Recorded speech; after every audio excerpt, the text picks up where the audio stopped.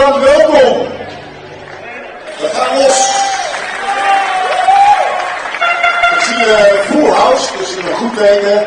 Welkom lieve mensen, welkom sportliefhebbers voor de finale van de play-offs SBN Eredivisie 2024-2025. En we hebben een mooi programma voor jullie met mooie wedstrijden. De line-up is fantastisch om te zien. En nou even afwachten of we hele mooie partijen te zien krijgen, maar daar ga ik eigenlijk wel vanuit. Namens het Frans Otten Stadion en namens de Sportsbond Nederland wil ik u van harte welkom heten. Ik ben Bryant, secretaris van de Sportsbond, voor degenen die het nog niet weten. En ik wil graag beginnen om de teams aan jullie voor te stellen. En dan beginnen we natuurlijk met het team wat eigenlijk uitspeelt. Dat is Meersquash uit Hoofddorp.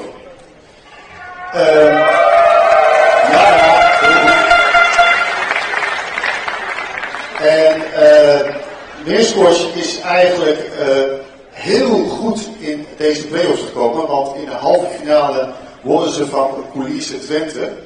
En in tegenstander was dat gelijk 6-6.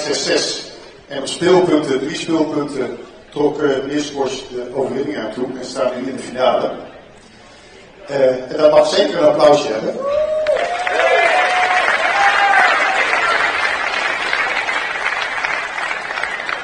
Ik wil graag beginnen met de presentatie en het voorstellen van het team van Frans Otten Stadion. Op positie nummer 3 hebben wij een Nederlander die gaat spelen. Deze Nederlander is 21 jaar. Zijn huidige ranking is 23. En hij heeft in de competitie 5 wedstrijden gespeeld, waarvan 2 gewonnen. Groot applaus voor Jan Mols.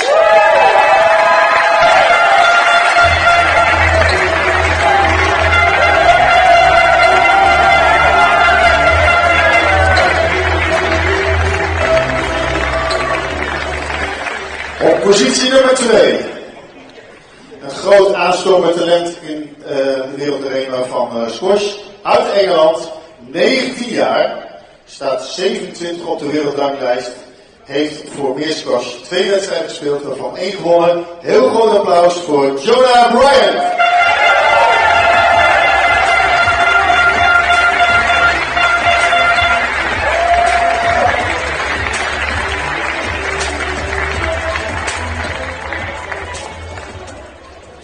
Ja, wie kent hem niet? De kopman van Meersquash. Deze 33-jarige speler uit Nieuw-Zeeland, beter bekend als de Superman of de Kiwi. Voormalig nummer 1, huidige positie nummer 3 op de wereldranglijst. Heeft al 27 PSA-titels op zijn naam. Heel groot welkom voor Paul Gool!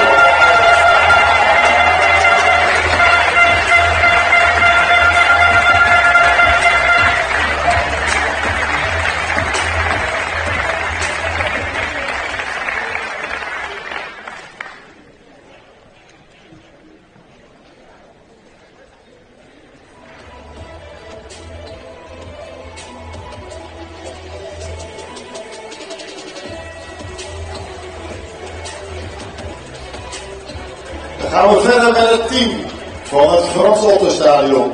En voordat ik het vergeet, de teamcoach van Meersquash, Chanel Erasmus, is er helaas niet bij. Maar de honneurs worden waargenomen door Tommy Berden en de Ruud.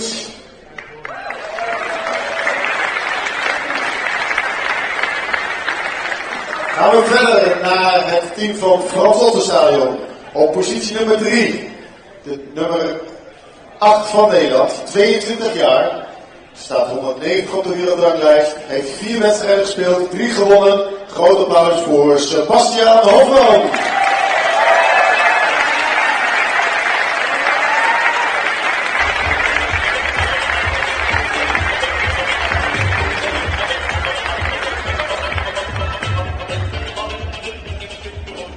Op positie nummer 2, de man uit Colombia, Bogota, 31 jaar. Staat nummer 35 op de wereldranglijst, 3 wedstrijden gespeeld voor Frans Otten Stadion, waarvan er 2 gewonnen. Groot applaus voor Juan Camilo Vargas.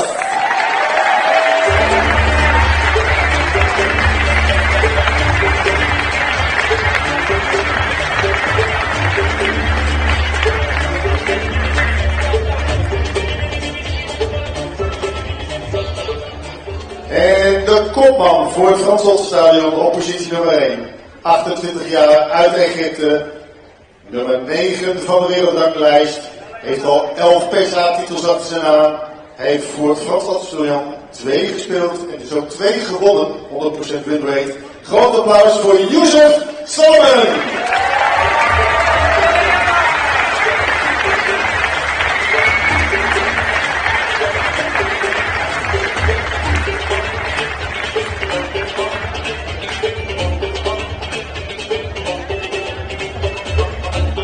De coach van het Frans Otten Stadion is iets minder dan de bekende Rich King.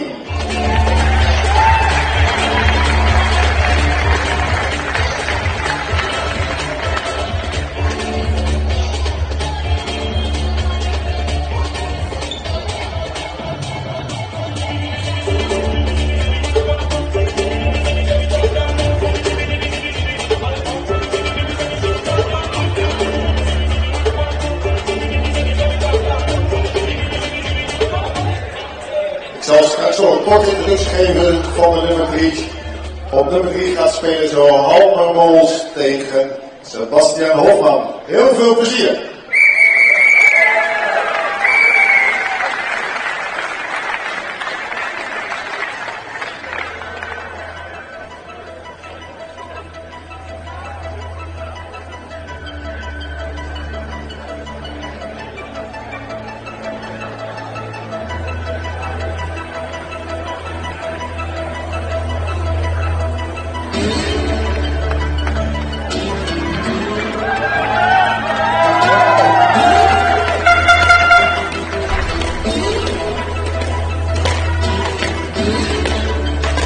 Zoals ik al zei, voor Eerskors aan de rechterkant in het blauwe shirt. Jan Mols, 21 jaar, uithalen. Nummer 23 van Nederland. Op de wereldranglijst staat hij 589. Zijn hoogste ranking is 509 geweest. Dat is geweest in september 2004. Onlangs nog derde geworden op het NK-dubbel met Joost Wagenaar. En zijn trainercoach is Tommy Bellen.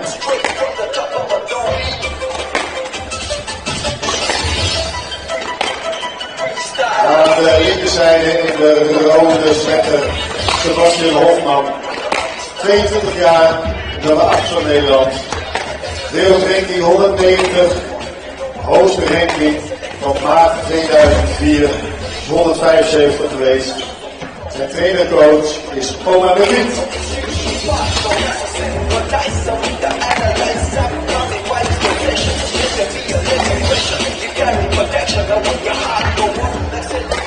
De marker voor deze wedstrijd is Eddie.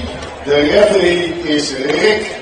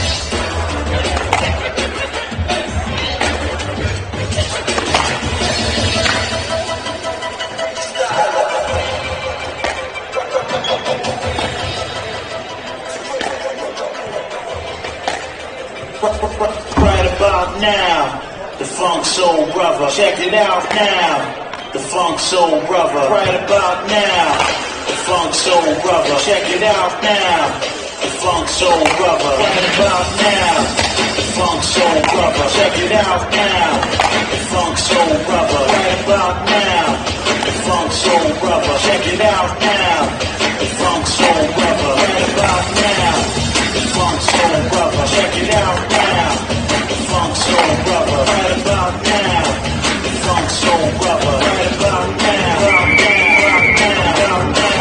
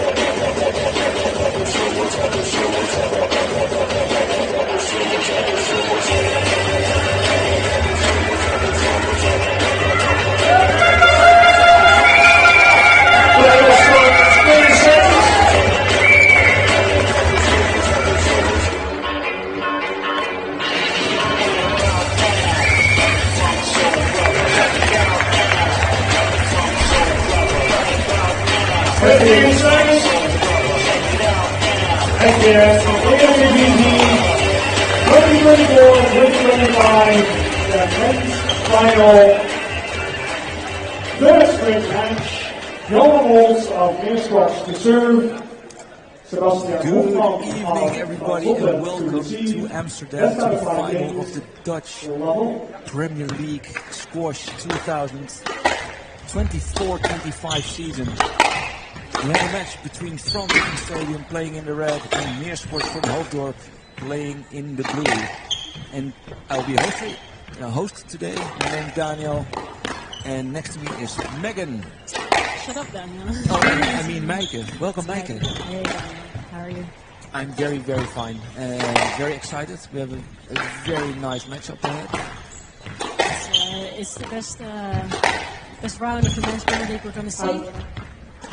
Yeah, and just quick overview. We have Frans Otten in the red, Sebastian Hoffman, number 3.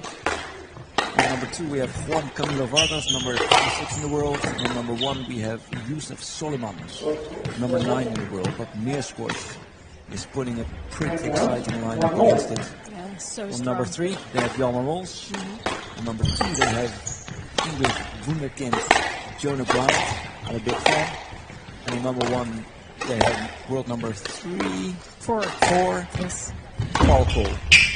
Yeah, I mean, lineup from both clubs are extremely high quality, right? Because we have 4 top 50 players playing this round, so 4 out of 6 are very high up in the PSA rankings.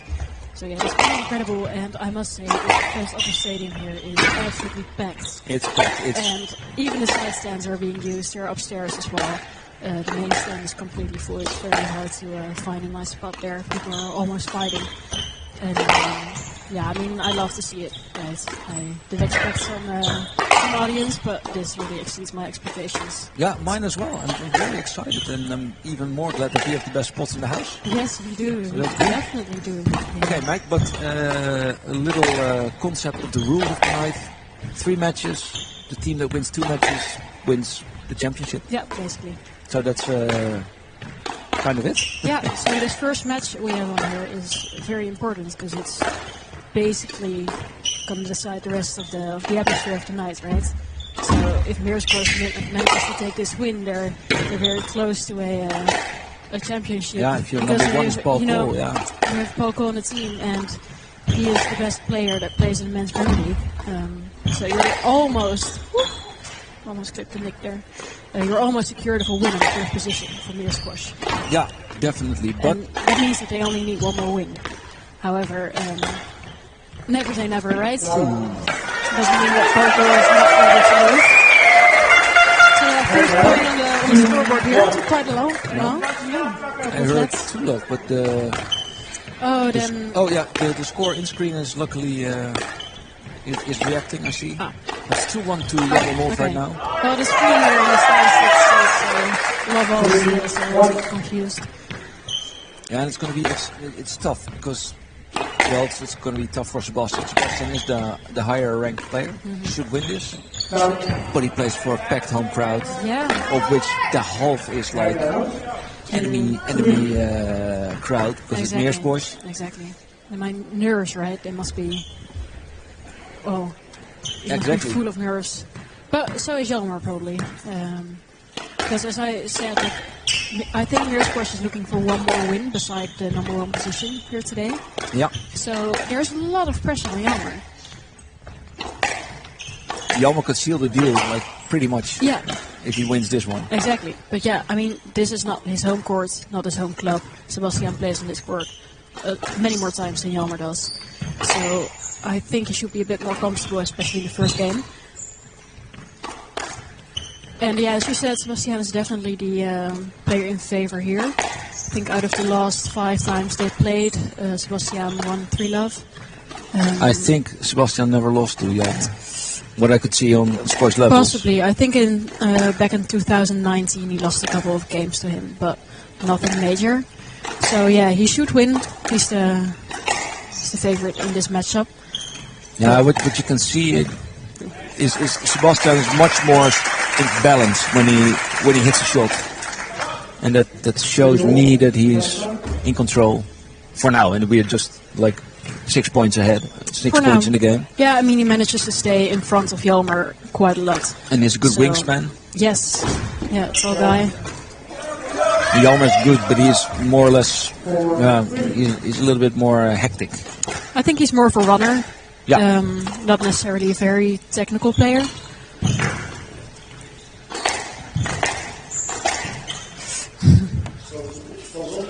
That would be stroke. Couple of shots through the middle of the court there. And we have a double ref situation. Well, we have a ref and a marker for each match. Yeah, so referees are Eddie Heidman. Eddie is the marker. Eddie Heidman is the marker. Okay. So then probably Rick. Rick is the referee then. Yeah, let's call him Rick because I don't know his last name. Me neither, to be honest. I know it, but yeah, it's like... I know it too, but I can't remember it right now. Great poster by Sebastian, a good pick up from Jelmer. Those moments are sucky. Like you kind of win the rally, but then the ball sticks to the wall. Yeah, I mean this proves that a drop shot doesn't need to be 1 centimeter off the tin, right? No. Just as long as it's tied to the side wall, the height does not really matter. No. Better play safe. But I think in this first game, both players. I just wanted to say they will be playing safe, and then Sebastian not really. hits a tin. Yeah, I also think that they should see this first game more of a bit of time to explore the court and explore the opponent as well, just to get into a match in a nice controlled way. But and I do think there are quite a bit of nerves for each player here. I mean, the hitting so far has not been very, very tight or high quality. Quite a lot of shots through the middle, especially on the cross courts.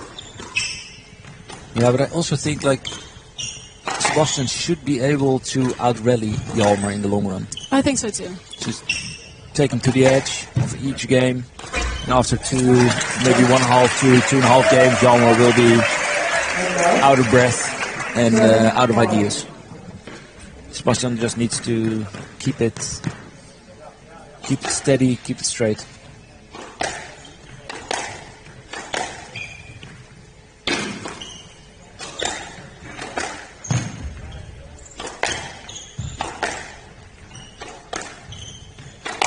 Both players are struggling to find depth into the court a little bit with their lengths.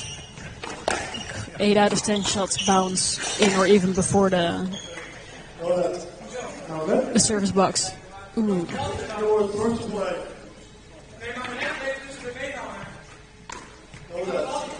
Jalmar is saying that the racket got stuck between Sebastian's legs. I thought he said his racket was stuck between his own legs. Oh, and that doesn't make sense because that's his own problem, of course. But that's what I heard.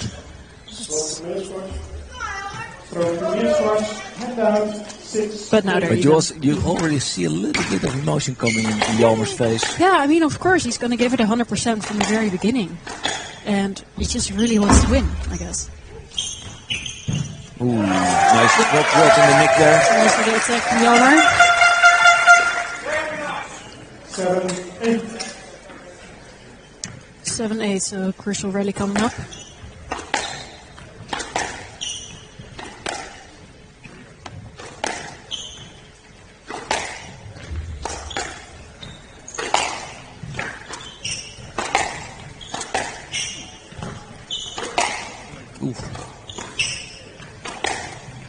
Yeah, a little bit sloppy.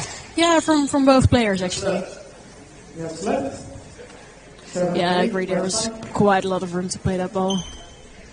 But I do think it's good he stops for safety reasons, especially in the beginning of this match. Yeah, and like in these sorts of situations, you kind of want the stroke because it's an important match, but just the let is good enough. Yeah. And now, 9-7.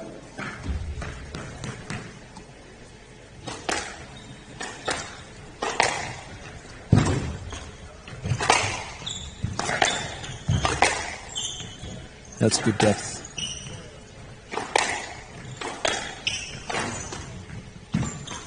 It's not out.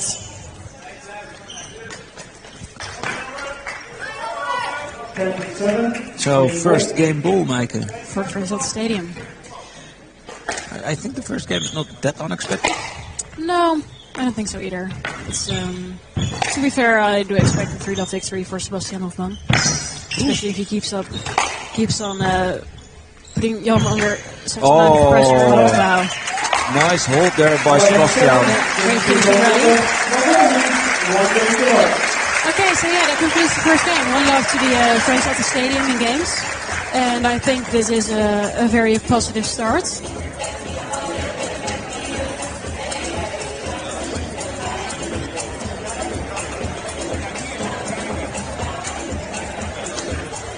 Yeah, I must say when the players walked off court, Jalmar had a little bit of a troubled face. Yeah, he also a little bit troubled. He got some fire in his eyes going on. Yeah, he was a little disappointment, but I think that's with Seb. Seb is like he's the upper dog of the part of this party on court, but he's living up to his status, and he is actually performing well. He could be a little bit sharper. He's pretty sloppy, but his movement is quite okay. He's fast. Yeah, he seems alert. But as I mentioned before, both players are not hitting as well as they could so far. Like everything's not very, very tight to the sidewall, not very strong in that position. And you would have wanted, like, as a player, to get a little bit in of a rhythm. Rhythm, just to the back. Yeah, just feel the court, and push your opponent to the back. Give them the idea that they cannot get out of the back anymore. I haven't seen too many long rallies in the first game. They were quite quick attacks as well, and it usually led to some, very quick points. So it's not really what I expected to see, but I think both players have gotten used to the court now a bit and to each other, so expecting some longer, nice rallies in the second game.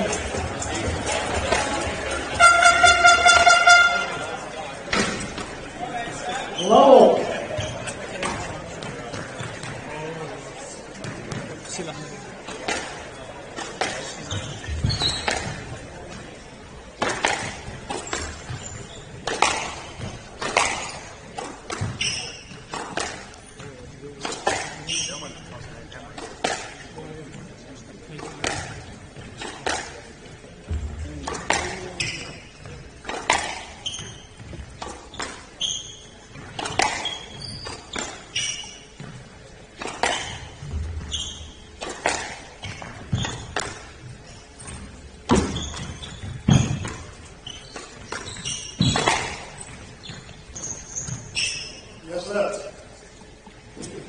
the way, I think Hjalmar is also not in the worst position coach-wise.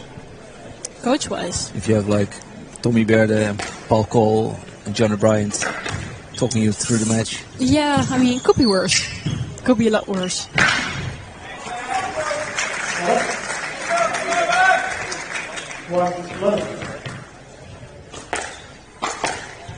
But being a good player doesn't mean you're also a good coach.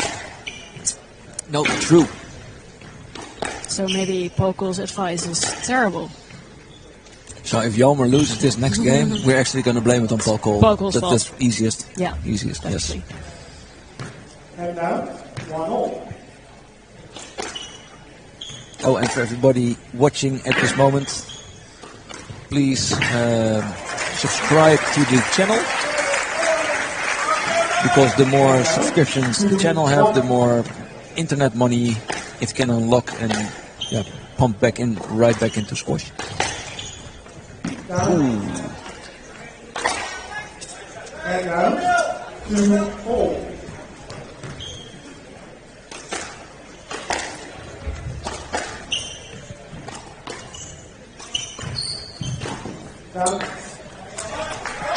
A little bit sloppy there now from Hoffman, making 2 unnecessary mistakes in a row.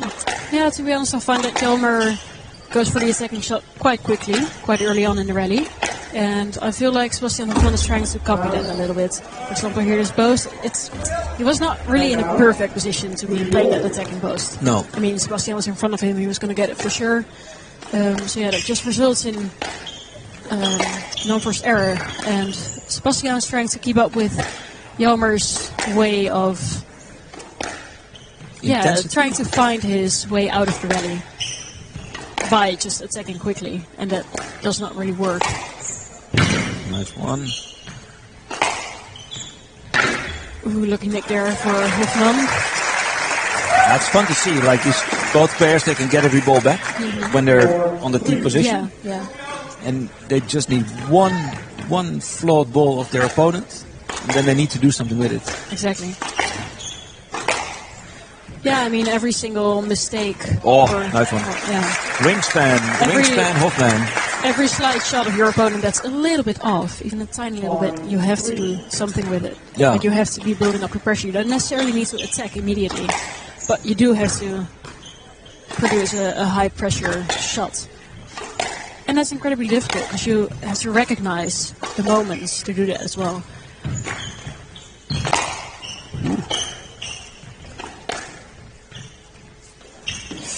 That's a shame. He was a bit too enthusiastic there. Hjalmar was trying to play the cross-court drop shot from the back of the court, but...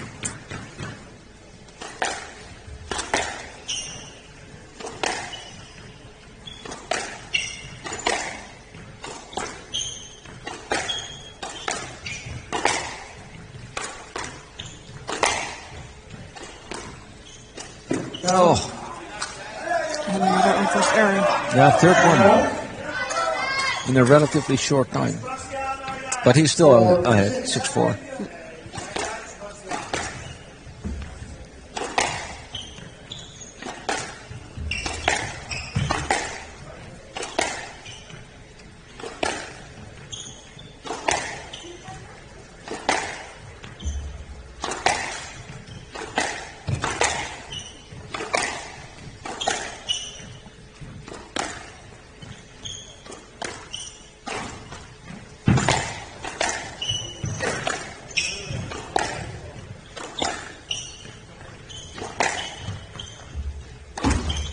Oh.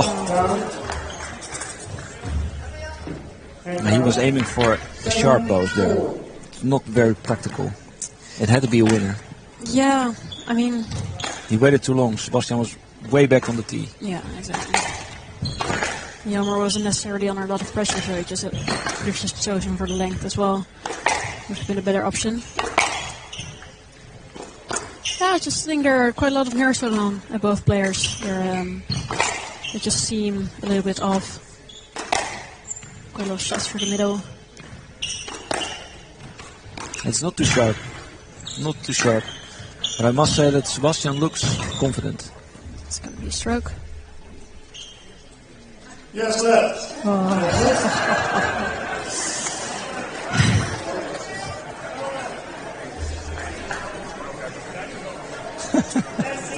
Yeah, that's remarkable decision. Hey, and maybe also fun for everybody, like from at home watching. But I'm going to ask you a question now. What do you see is the big difference between? What is your big difference between Jelmer and Sebastian when they play? When they play? Yeah, when just in the game. What's the big difference? I feel like Sebastian his racket preparation is better than Jelmer's, I think. So he's more ready for every possible kind of shot. It makes him, fault, by the way, by Jelmer. That makes him seem a little bit more alert and quicker onto the ball. And besides, he just manages to put a lot of pressure on Jelmer than the other way around. What I think Sebastian is lower, and Lower to the Jelmer ground. is more straight up, which makes it easier for Sebastian to lunge to the ball, and it's harder for Jelmer. It takes more energy. Yeah, well, I must say, I always find that it looks very easy on Sebastian. Yeah, exactly. But I think that's why it looks easy. Ooh, Yes. great pickup there by Jelmer. Oh, Almost. And some visible frustration by Mols, which is pretty understandable. 8-5. It's not looking very good in the second game. no, but also I think Jelmer has to look at Sebastian being quite calm. Yeah, That's very yeah, it's disappointing because you want to hurt him. mentally it's very And tough he's- to yeah. keep confidence when you see that your opponent is actually so calm and relaxed. And Yeah, so- you're not hurting him. No. Constantly you see, I'm not really hurting him. Exactly. It's like he is trying to find solutions to, well, not be under pressure constantly, but he just doesn't find a way out. Nice. That's Oh. a great grab shot by Sebastian this one. 7-5. Game ball. Another game ball for the Frans Otten Stadion to make the score too low. 10-5.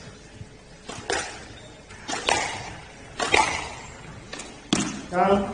And there it is. 11-5. Yeah, I think Jelmer is at the point that he doesn't know how to solve the problems anymore. I mean, Hoffman is on the team 98% of the time.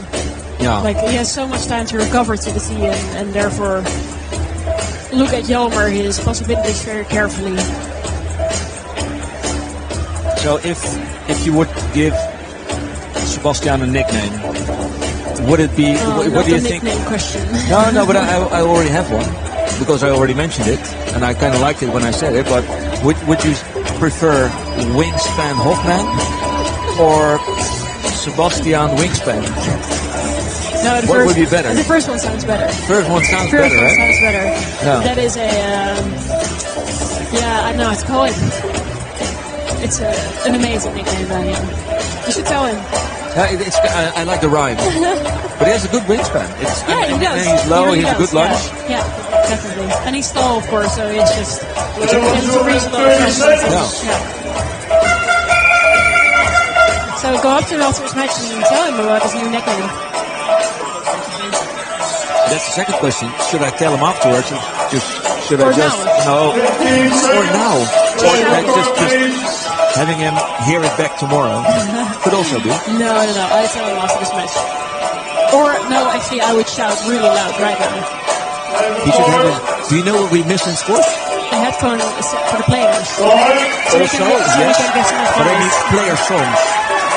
Is it Wingspan Hoffman, Wingspan Hoffman, Wingspan Hoffman? He reaches every ball.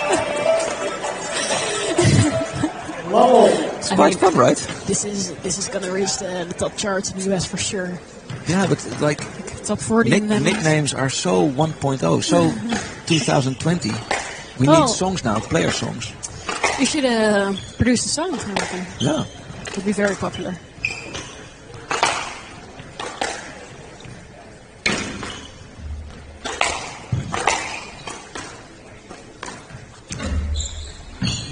Oh, nice nice. exchange of drops there. And he's gonna Oh. reach that, of course. Oh, And he gets it. Wow. And he gets this one as well. oh yes. It's gonna be a big Big celebration for whoever wins this point. Oh wow. No. That was a big fist bump from Norman Mills. Oh, the rest of the match ready so far, Daniel. This was a fun rally. It was a lot of fun. And again, I think Jalmar makes a foot fault. Really? Forehand side, he hits the ball, he's already on the tee. Ref don't see it, but I do. It's cheating. Do you think there should be more attention to foot faults in Yeah, I do. squash? I do, because I was one time reffing at the Dutch Junior Open. Yeah. Not last edition, but the one before. It happens constantly. And the Americans met. And I lost a match against Frank. Great and I post was- by Jalmar Mills. Ooh. But I lost against a match against Frank, and afterwards he told me, I was constantly reminding the ref he was making foot faults, he got none, and afterwards he said, "You're totally right." That's what he was told. Good lead here for Jalmar Mills. Very strong start in the third game. That's what you often see, right, in squash, like players to love up, and then they have a little bit of a, I don't know, loss of big hug there. Good time for Jalmar to hang a little bit. Yeah. But I mean, Rest once the tired body. it happens quite often that players up to love and then they have a little bit of a setback, I'd say, a bit of loss of concentration, and then the other player gets the game. Ooh, just Stayed in. So yeah, I also agree that there should be more attention for foot faults. Yeah. Because also on like lower levels, I mean, it's a rule. It's in the rule book. Yeah. It's as much of a rule as that the ball has to be above the service line Yeah. at the serve, right?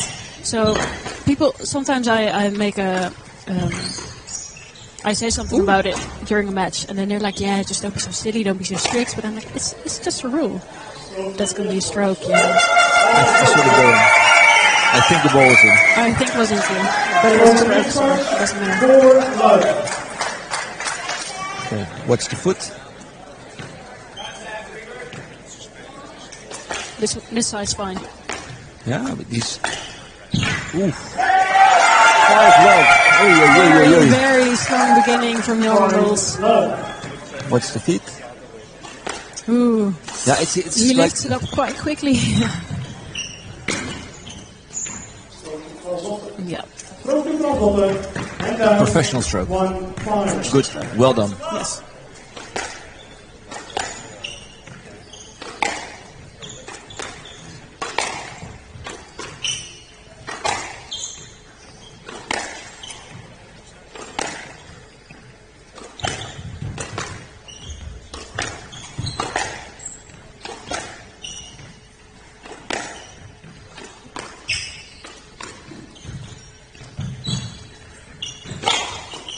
Oh, nice. Behind the back.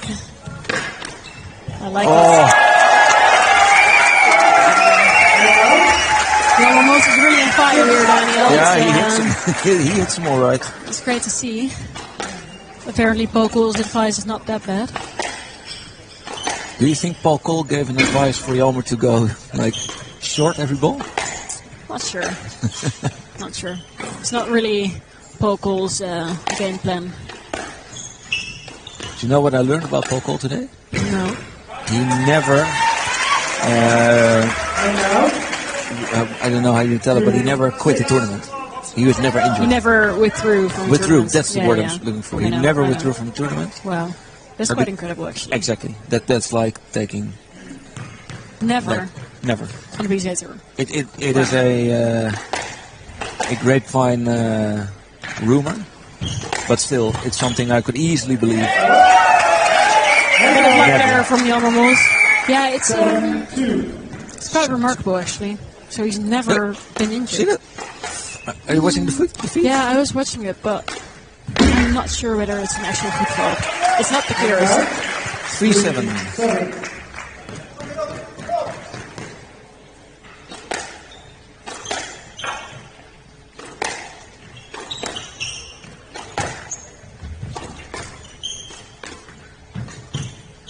gonna go out. 4-7. Got a crucial rally this one.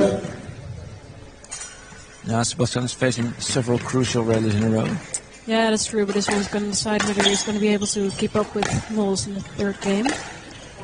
I think he will win this one, I must say. Mols? No, I think... Why do you think so? Because he's steady, and Jalma is so dependent on those short balls, but he will miss them eventually. Yeah, and to be honest, he has had some lucky shots in this game as well. Yeah. He can't just keep on producing them. But this one is not lucky at all. It's just pure skill. He's all in. He's all in, all out. Yeah, well, as he should be. All or nothing, yeah. It's his best chance, yeah.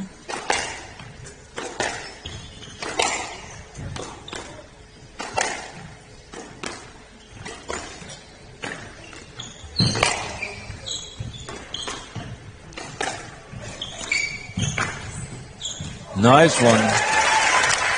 Nice hold, triple boast. 6-8.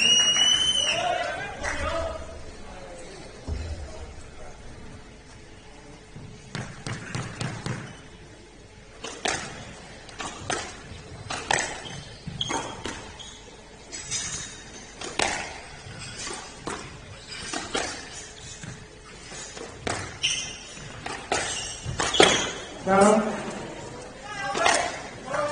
7-8. I mean, he has to do something, right? This is his last chance. I know. He has to go for those shots. But it's in a game like in a game like this, he's up 7-2. Yeah. Now it's 7-5. In the beginning, it was like 3 kill shots. Yeah. But now this nick attempt on 8-7 was like for his life. Yeah, I mean, he has to. Different feeling. He has to, because I think he understands that if he just keeps on playing to the back, Sebastian is just going to get the better of him. So he has to attack. And you can't just produce 11 great attacking shots in a row.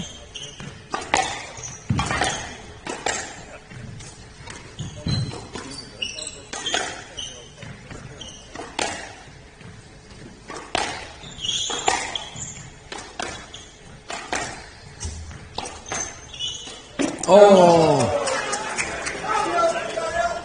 Right now, 9-8. It was a bit 9-8. unnecessary, but he This is was unnecessary, yeah. caught off guard a little bit by the ball through the middle.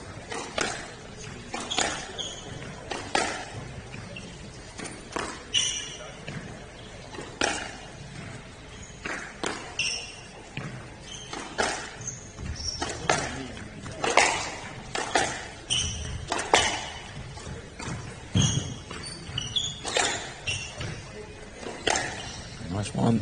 Oh! Great length there. Perfect length. By wingspan Hoffman. 9-all.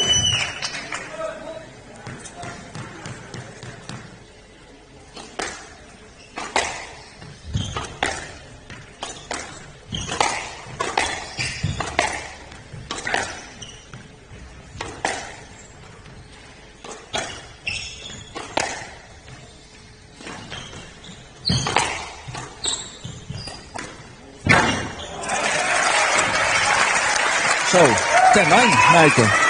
Next ball. First next ball for the Frans Otten Stadion.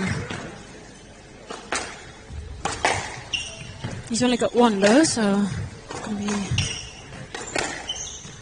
some very exciting seconds.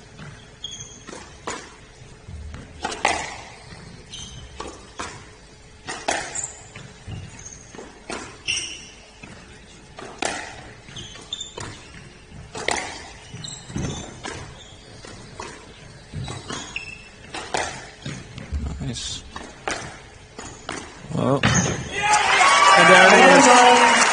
Sebastian Wingspan Hoffman wins his first encounter of tonight, beating Jalma 3-love, putting Frans Otten at a well-deserved 1-love lead.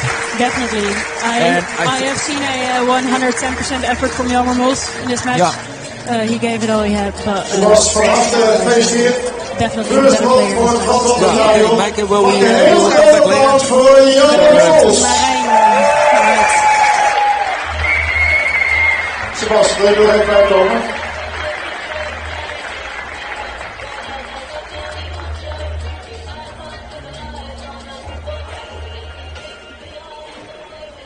Nou, we willen natuurlijk heel graag weten van jou hoe je dit geflikt hebt. Wat jouw gameplan was.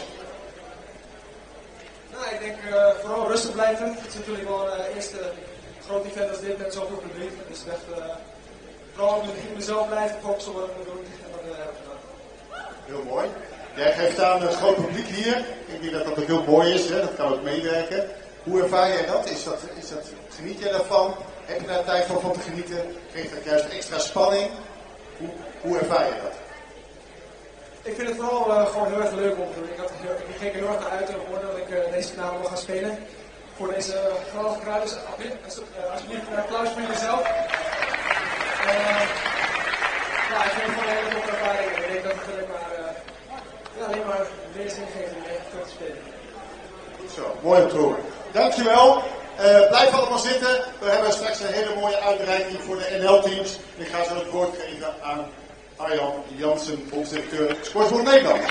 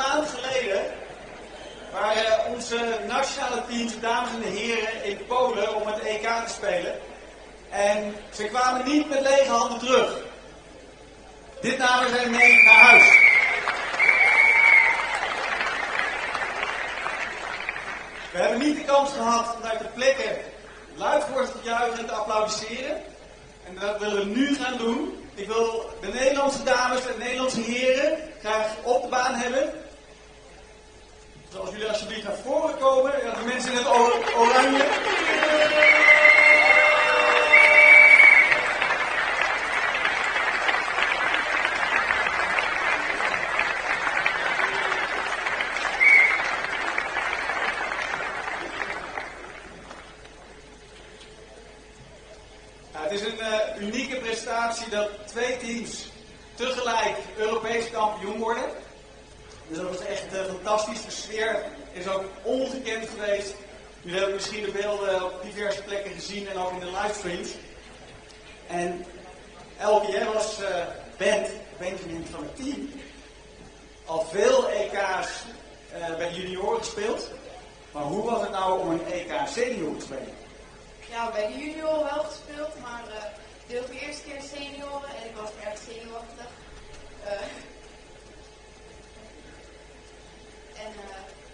Ja, ik heb ook een kans gehad om te spelen, dus daar was ik heel blij mee. En waren allemaal goede scoresjes waar ik naar heb kunnen kijken, dus daar was ik ook best wel boven van. En het was allemaal best wel zwaar, dus ik ben heel blij dat mijn team die heeft me echt doorheen geholpen. Dus daar ben ik heel blij mee en ik wil ze ook voor bedanken. Dus ja, waardevolle ervaring. Heel goed, dus veel geleerd, veel gedaan, een goede teamspirit. En niet minder belangrijk is het ook nog zo dat volgend jaar het EK hier in het Frans Otten Stadion wordt gehouden. Van 29 april tot en met 3 mei. En Guido, wat houdt dat voor jou in dat het in Nederland het EK gehouden wordt? Ja, dat vind ik ontzettend gaaf. De eerste keer dat ik echt verliefd werd op deze sport was toen het EK hier gehouden wordt. Ik was 9 jaar, denk ik. En toen zag ik in een van de eerste dagen van het EK zag ik het Nederlands team hier spelen. En ik zag Blauwe Jean spelen, dus meteen fan van hem. Toen moesten we elke dag daarna terugkomen. En daarna, nou ja, ik was niet van de sportsbaan weg te krijgen. En toen had ik het geluk om een keer met Laurens te mogen trainen en later steeds vaker. Dus nee, het is voor mij het begin van sport geweest dat ik hier was. Dus om hopelijk volgend jaar weer in een team te mogen spelen hier in Nederland. Nou, dat is ontzettend gaaf. Dankjewel. Dus mooie herinneringen en vooral ook dingen om naar uit te kijken.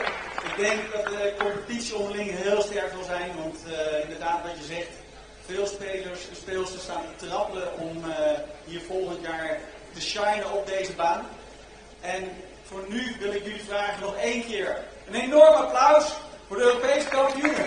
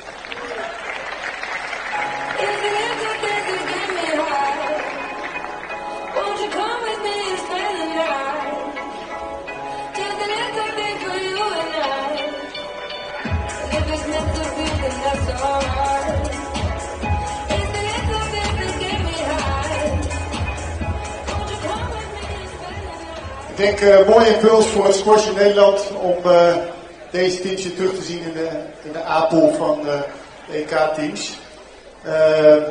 Als het goed is hebben jullie de damesbondscoach gemist, Chanel Erasmus. Die is wegens de familieomstandigheden niet aanwezig. Chanel, we denken aan je en ook voor deze is voor jou. We gaan verder met de nummers 1 van vanavond. En we beginnen uiteraard weer met meer squash. Wie kent hem niet? Uit Nieuw-Zeeland, 33 jaar, de huidige nummer 3 van de wereld. De voormalige nummer 1 van de wereld. Hij was de eerste Nieuw-Zeelander overigens die de nummer 1 van de wereld werd in 2022. Met een indrukwekkende winsrate, en dan moet ik zelf even kijken, van 71%. Deze man heeft 602 wedstrijden gespeeld in de PSA, waarvan hij de 427 heeft gewonnen. Ga er maar aan staan. Afgelopen British Open moest hij helaas het onderspit delven in de halve finale tegen de uiteindelijke winnaar Diego Elias. Mag ik een heel groot applaus voor Paul Cole.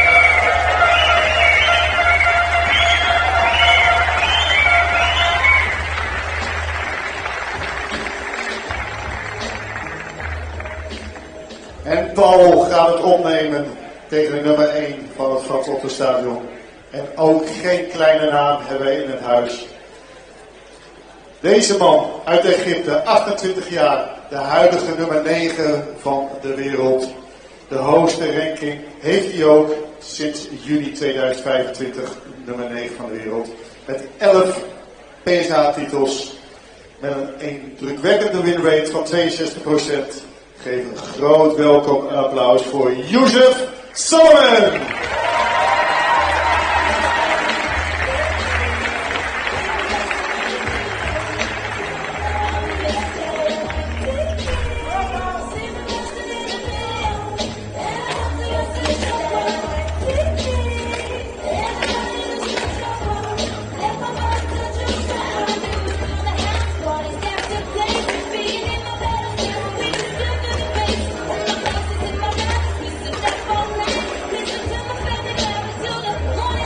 De marker voor deze wedstrijd is Ricardo. De referee is Espadel.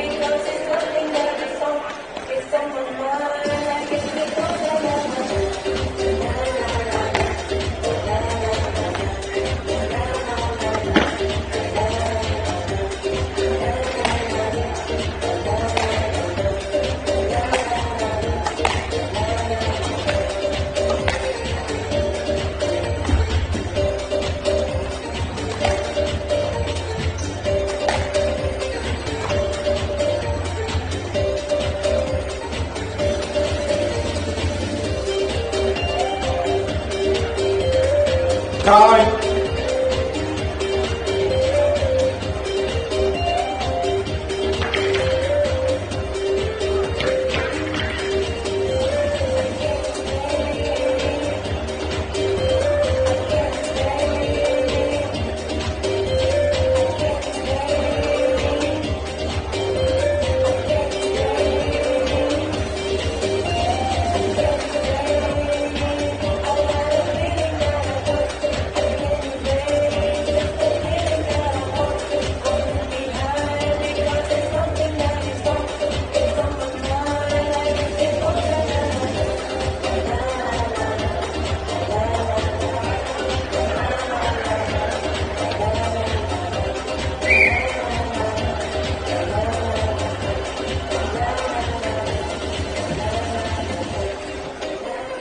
The SBN Premier League 2025 Men's Finals. First ring match, Soliman to serve for Frans Otten Stadion, Paul to receive for Meersquash, Hoofddorp.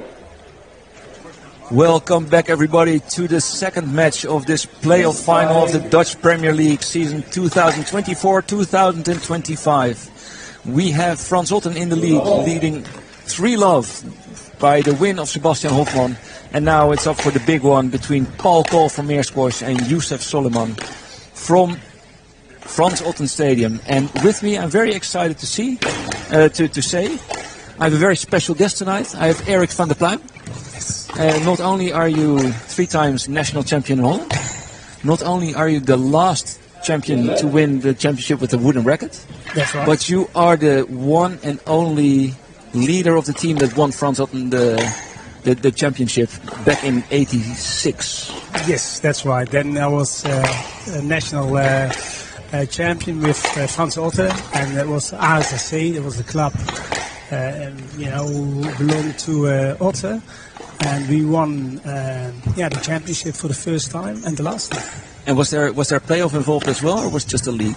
No, it was a league and no playoffs. So I think we had the last match against Peter Kahn, that was from Tilburg, and we won that 3-1. Then we had 4 players. We won that 3-1, and it was like a big party all night. Frans Otten, and that was still at the old Frans Otten, not the new building. Yeah, true. Yeah. A long way. I think I was 5 at that moment. I never saw the match. That means I'm pretty old now. Huh? Yeah, I don't want to call you old, but no. I want to call myself old, so that has some consequences for your age as well. Yeah, I know. Hey, do you follow a lot of the current day squash? Yes, I do. You have I do a lot. Like SQUASHTV, you have it on, and you own a club in Maastricht. Yeah, and it's really exciting. I love watching the girls because that's. I think they play special squash. Such a different game than 10 years ago. Very aggressive. A lot of attacking squash. And so the girls' squash really improved a lot. So I like to watch that. And obviously the men. It's it's amazing how they play now. It's a lot faster. It's tighter.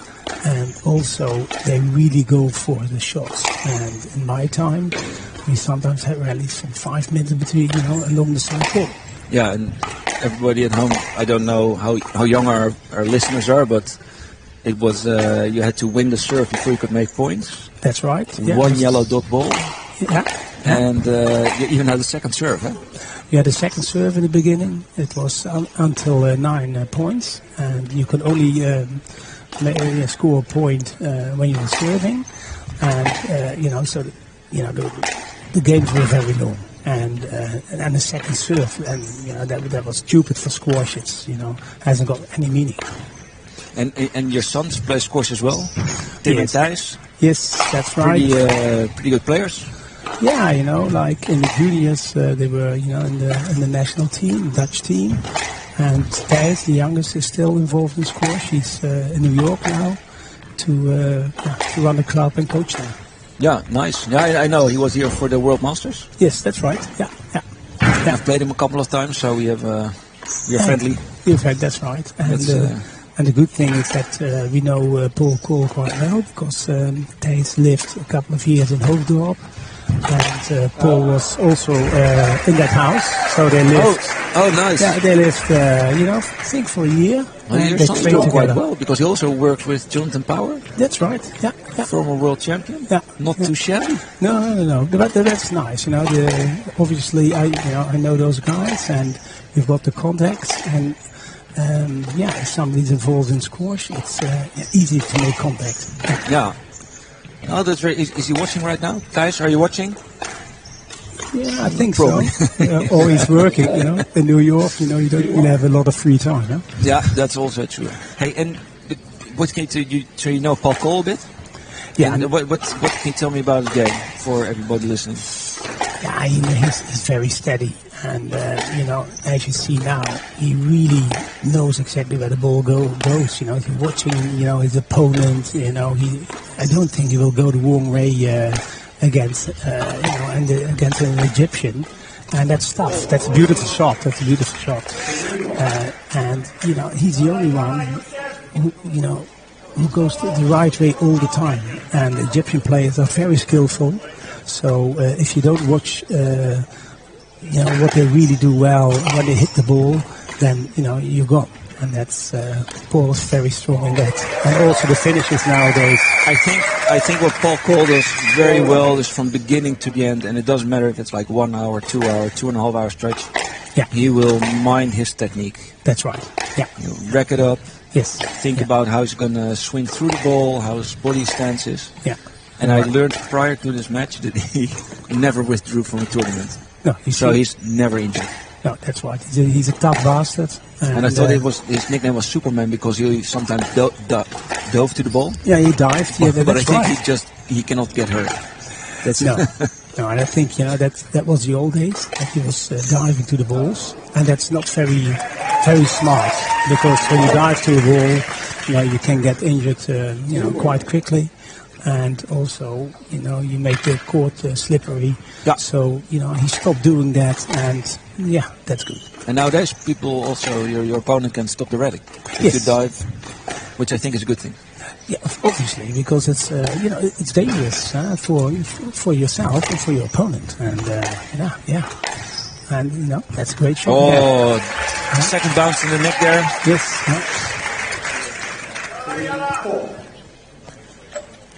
So it's great to have Paul. He was in the Netherlands. To play that's playing for Meer squash. That's that's great. Number 3 in the world. It's not nothing. I think we can be very, very happy to have a guy like that in a final like this. Yes, for sure. And also for Frans Otten's sake, like Youssef is, he's always willing to play. So I think he played like 3 or 4 times in the last season. Yeah. He likes it here, and Amsterdam is a great place, and it's also a good place to travel from. So you see those guys quite often here. And do you think that there's like a big difference between them on the court? Yeah, the thing is, Paul Cole is very steady, so you can't give any easy balls to Paul. No. But, Paul is number 3 in the world. He's number 9 in the world, rising star. So, everything can happen tonight. Yeah. I hope so. It's been a long season as well. Yes. Paul Cole made it to the semis of the British Open. That's right, yeah. Losing out to Diego Elias. Yeah. And Diego is, like a step further, and Diego is more aggressive. And I think that's what Paul is lacking. Sometimes he doesn't go for the shot. Yeah. And that's what Elias does well. He's very good in that. And Elias has a little bit of a better reach, I think. He's leaning to the back a lot. Yes. Yeah, he's a big player, and also Elias goes more in front of the tee box. Yeah. So sometimes Paul is a little bit too far back. But that's great, huh? This was a good idea by Soliman, but not executed the right way, and then directly punished. Yes. Yeah.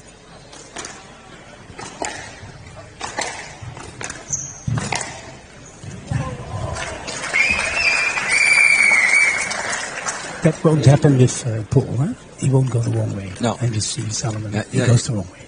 He did it already like five times in the game. Yes. Yeah. So he has to watch his opponent a little bit better. Otherwise, he's gonna lose this match quite easy.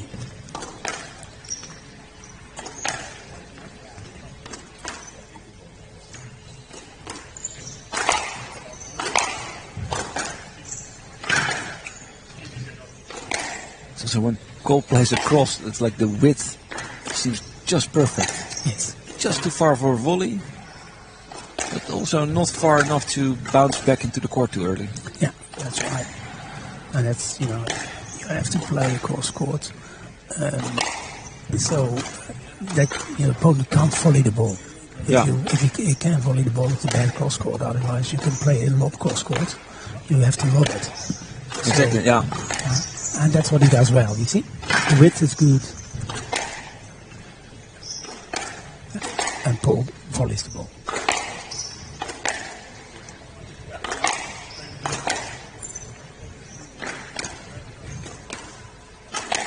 I think also it seems that Paul Cole is able to hit the ball a little bit quicker after the bounce. Yeah, yeah.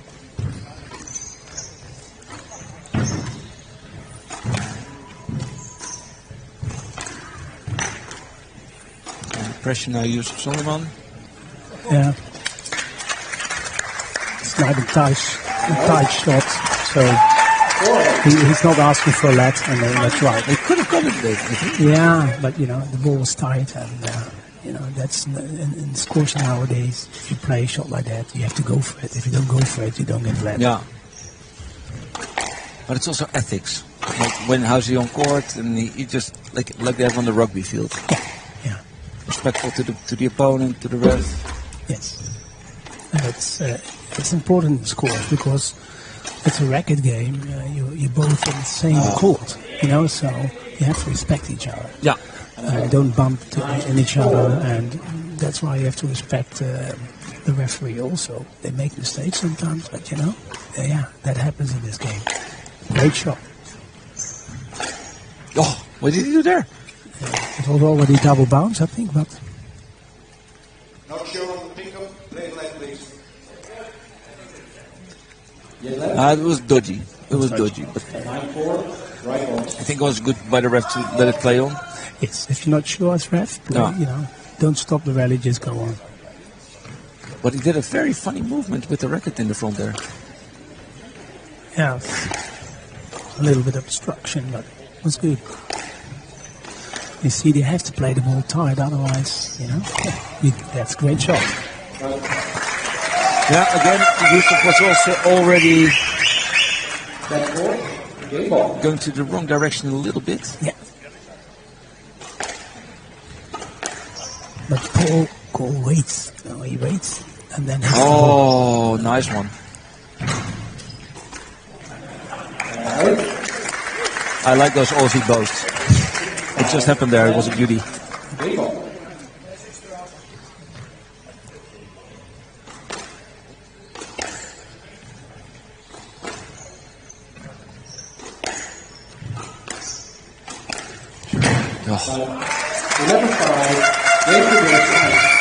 Not the best first game for Soliman. Paul Cole was in charge. Yes, yeah. He has to. I think Paul can just play the same game as he playing now, but Soliman really has to attack more, vary more, because it's too obvious what he's doing with the ball. So I think he has to play more attacking squash, more Egyptian squash, because Egyptian players, they look for the opportunities, and he's not doing that. No, he's not doing that. No, but I think of all the Egyptian players, I would see Yusuf more as a runner, because he's mighty fast and like small. Kind of, I mean, you're quite a big guy. Does that make a difference on court for you? Like, would you rather have been a little bit smaller to reach further? Yeah, if you're smaller, then your reach is not that great. So you're probably not as strong in the volley. And, you know, Paul Cole is probably my height. And he volleys the ball very well. Yeah. And, you know, that's a big advantage in squash. So if you can volley the ball, you don't have to go to the back. So you don't run so many meters. Yeah. And at the end of the day, that really helps you. And the volley, you can attack the ball easier. Now you've got better angles to play with. And that's also very important in the squash, that you, with the volley, you can actually reach the four corners very well. And, you know, so you've got four options nearly all the time with the volley. And that's great. Well, seemingly easy game for Paul Cole. Players back on court. I mean, I think ahead of this game, I would have expected Paul Cole to win this one. So there's not too much drama, but still, you hope that there's going to be a little bit more of a match than was in the first game. Yeah. But you see, Paul is hitting the ball so tight, and Soliman hasn't got no chance of doing something with that ball. And now he can, and he doesn't do it. That's a pity. Yeah, but I also think like Paul Cole has the name of being the guy who can always hit it to the back one time more than you. Yes. That's also tough to play against. It is. But now he opens the court up and finds another corner. That's a great shot. That's a great shot. You see? Now, see what he's like. Yes. Nice. You see, so he has to attack. It's attacking lob, cross-court lob. It's an attacking shot.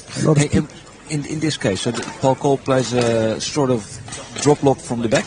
So you have every time. Would you play the ball fast, just lunge in and directly kill it, or do what Yusuf did, do the hold? Yeah, I think the hold is always better because, you know, and especially when the ball is fairly on the tee in the middle, you feel what your opponent is going to do. Like you wait, and then you play in the opposite direction. And, you know, that's true. Yeah, I like holds myself as well. Yeah, that's always... Gives me more time to breathe. Also.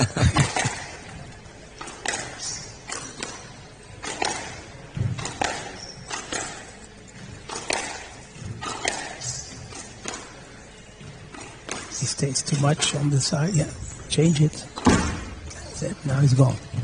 Oh. See? Yeah. Roller from the neck. Yeah, great. This court is very nice because it's a true court. If you go for the neck, it really rolls. Yeah. You've got courts, the ball still pops up, and they've got that ball back, and that's a pity. But this court is great. It's one of the best courts in Holland. Also for the spectators, it's great to see. You know, you've got obviously the viewing from the back and from the side, and you know, and then three layers on the top, and you've got a middle floor and the ground floor. Yeah, exactly. So you know, you can put let's say 1,000 people can easily watch a great squash match like this. Yeah, well, I think we are over a couple of hundred right now. Yeah, for sure. Yeah. You see, he didn't watch that ball. He went the wrong way, and it was a bad shot from Paul Cole. But you know, he didn't watch Paul what he was doing. One step in the wrong direction. Yes. And he wants a lead, but there's no lead. Does he get a lead? No, I think he got a no lead. Yeah, that's a good decision because he went the wrong way, and then you have to make every effort to go to the ball. And if you stop, then it's going to be cheap lead.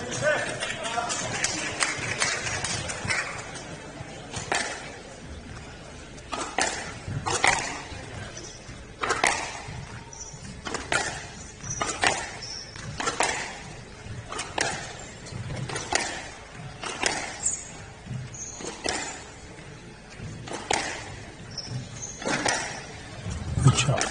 Very difficult. Come on, you set.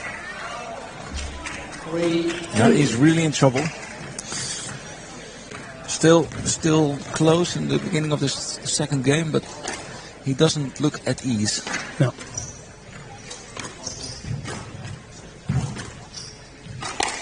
He has to be a lot more creative, because if you're gonna hit with Paul Cole down the wall, you're gonna lose it. So Soliman, he has to be creative. When he gets a looser shot, then he has to do something with the ball. When does he get a loose shot? Yeah, It's he tough. gets a few. Here, this one. You know, this one. Yeah, okay. You know, but you see, no left. No left. No left.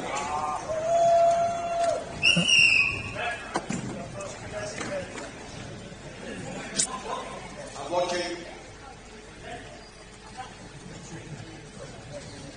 4-2.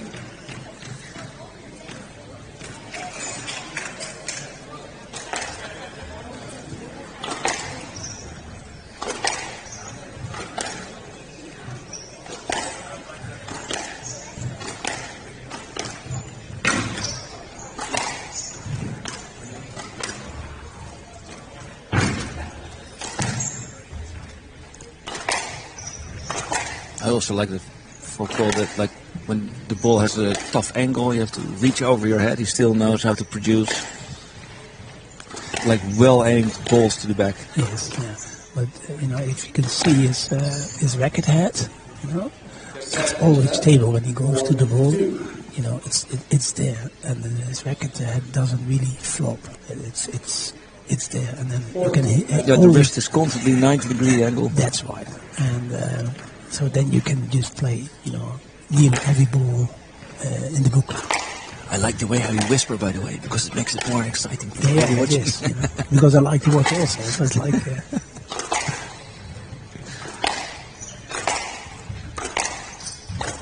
Yeah, that's better from Soliman, you know. That's good. That's a creative shot, and he opens the court up and he gets opportunities. So that's what he has to do.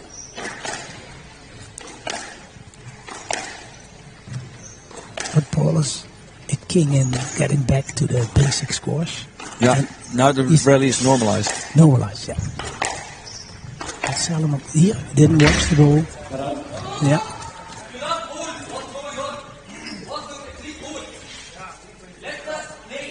Pick up was not good. 5-2. Right on.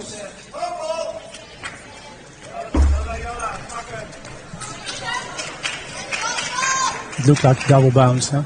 Yeah, it looked, but it's like, sometimes even in slow motion, it's very hard to see. It is, yeah. And these players are friggin' fast. Yeah. And that's good nowadays, you know, in professional squash and the big tournaments, you know, they can argue 3 times and you know, see if the cameras or the ball is right or not. Yeah. So that's also very nice, yeah, for the squash players and also for the referee. And obviously we don't have that review here. No, reviewing, that's a whole different ball game. Yeah. We've discussed it a lot of times in our small production, but we just do it live. Yeah, that's And good. with the replay, you need like an extra producer. But we do have like the above the T camera, which I hope the PSA will adopt for referee purposes. Yeah. Yeah, Because it's better to see the lines that are available. Yeah. I don't know if you watched the British Open, but the ref was like 10 kilometers away, high in the stands. Yeah. With the binoculars. Yeah, it's tough profession. It is, yeah. Yeah, in the old days we had you know, like an umpire chair, and it was just above the door. So the referee was actually on top of the door. Yeah, so yeah. he could watch into the court. And yeah, it's not very nice for the spectators, but we could see everything. Yeah, And now they're at the much back. better. I think it's better. Yeah, now they're 10 meters back. And also they're in the crowd. So that's not, yeah, I think it's nice if you're a referee and you've got your own space, like in tennis. Yeah, I think so too. Yeah, that's the, yeah, it's not, he's not at ease on court. No, he doesn't know how to crack Paul. And obviously it's not an easy thing to do, but you have to be creative, you have to take your chances. And certainly don't go for the tin, because, yeah, that are cheap points. It's funny how you said it, don't go for the tin. like it's a goal. Yeah. The tin is no option. No.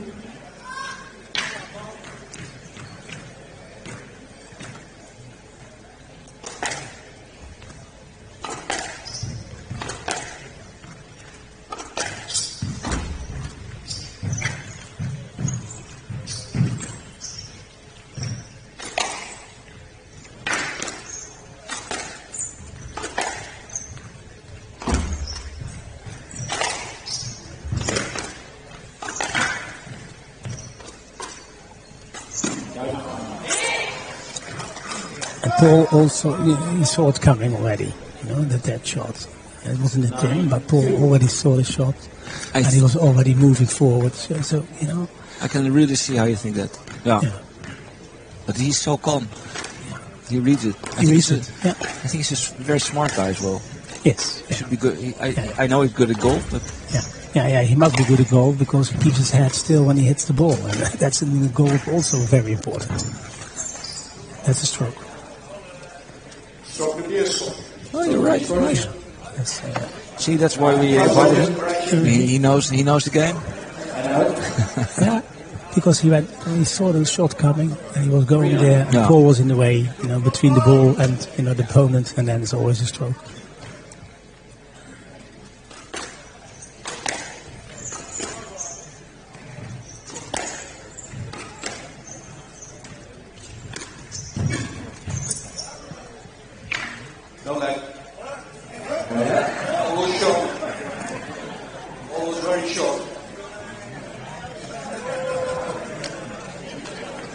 The ball was short.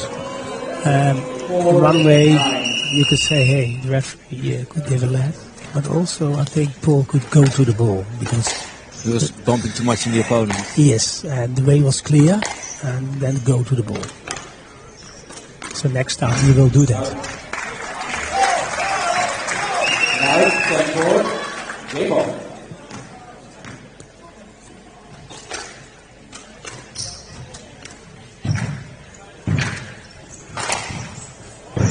Oh. In the old days, he would dive to the ball, but yeah, really, he would dive to the ball.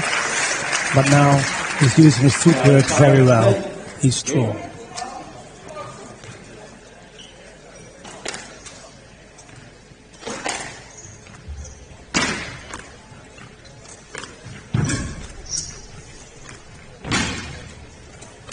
Oh.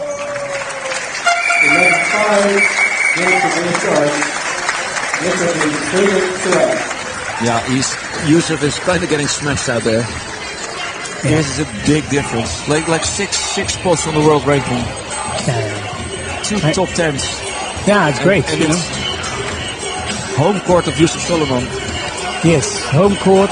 But then you see a big difference. You see that in women's squash. You've got three great players. Also men's squash.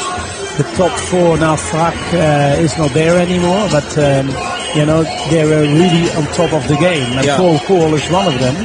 And it's great to see that a New Zealander who was also training here in Holland, a couple of years, trained by Tommy Berden.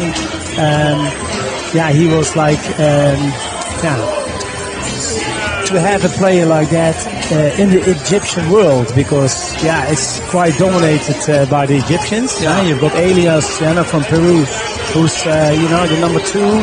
Paul 3, but then 5 or 6 Egyptians are there. It's uncanny. I know that in Holland, that we are like an ice skating country. Yes, yeah. And at one point we had the Olympics, the Winter Olympics, and we had gold, silver, and bronze, and the 4th position on every distance. And then it was loudly advocated that we had to share our knowledge with the world. How do you do it? Because it's insane. You're just going to ruin the sport by only having the red, white, and blue of those ceremonies. Sure. That's right. Yeah. And that's nice in squash now. You go on, from South America. You've got a New Zealander there. Obviously, a few English players are coming through. We will, the third match this evening. Yeah. We will see that. Bryant is a promising Englishman. Frans is doing quite well. Frans does very well. Yeah, very well. So that's nice to see. And what do you think of the Netherlands? They it's tough. We've got a few really good players, but they're not in the league of the top 50 in the world. No. So that means, and they're around 20 years old and older. So I don't think they're going to make it. They won't be, let's say, professional players. Yeah.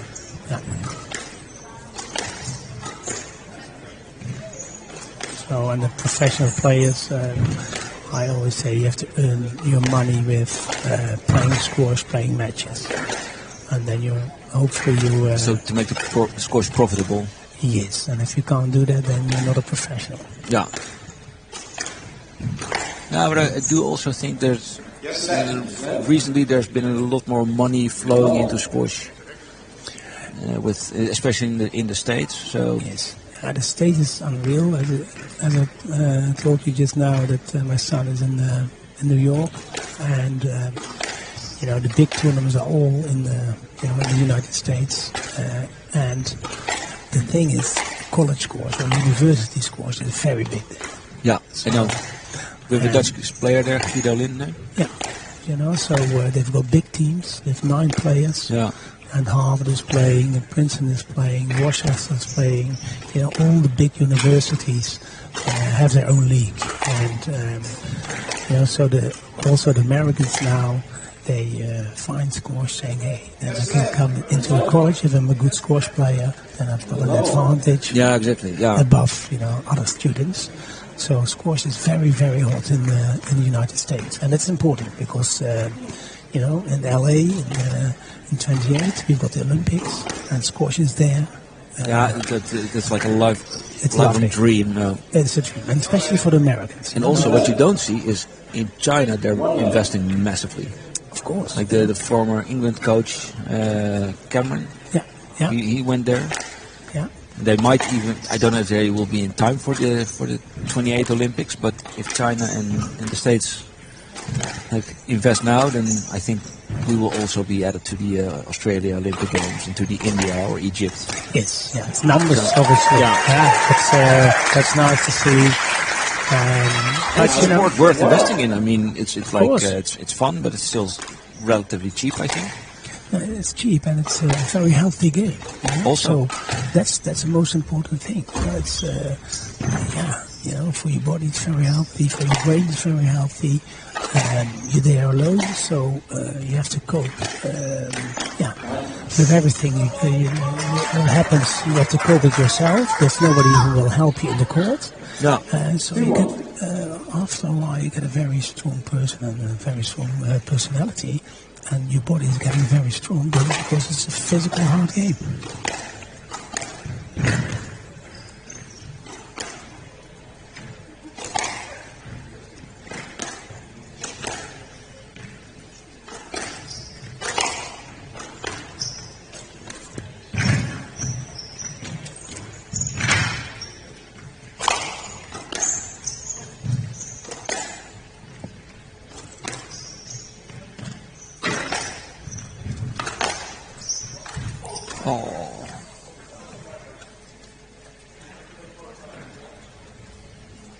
That sometimes happens, the ball cracked the front ball neck, and then it goes into the different direction. And ball first moved to the forehand, then to the backhand, and he was a little bit in the way. To give a stroke is a bit harsh. It's a bit hard, I think. I think that too. Yeah. I think he let it go. Yeah.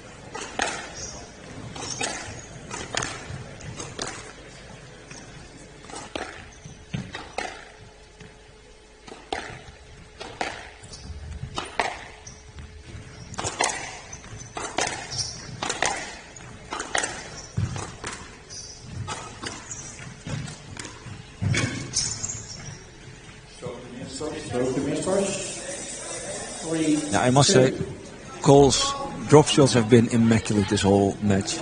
Yeah, very. It's constantly close to the wall, fast. Yeah. For some reason, there's enough spin to just keep it dangling at the front wall. That's right. Yusuf is really, really, really troubled by it. Yeah, and very short. No, it's really the drop shot. Yeah. It's a very short shot he plays. And it's not easy because the ball is quite hot.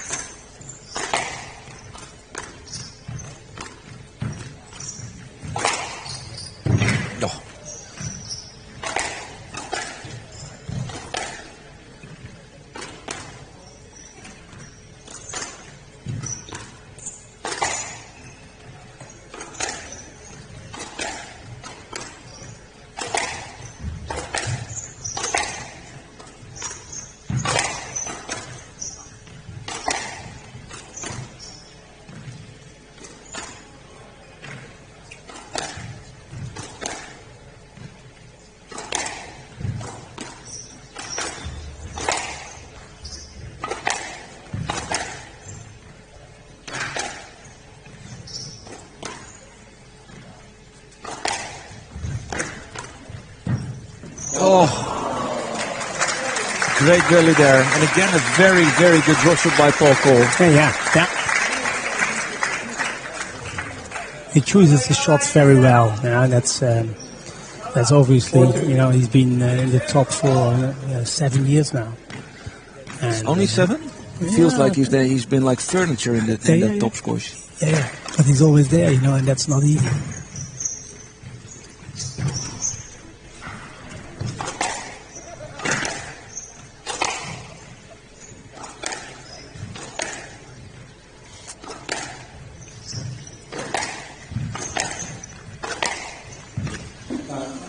Tight shot, close to the side wall, and then you can't get your racket behind it, and then you make it seems like a mistake, but it's a forced mistake. And like in every game, 5-2. Yes, it's like a quick escape from Cole already, and then mentally it's going to be very tough. Soliman has to produce something very special now.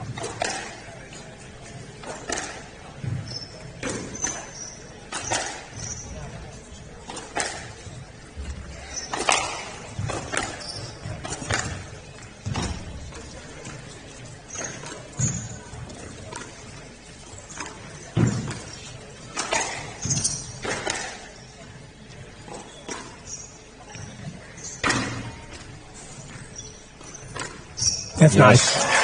Yeah.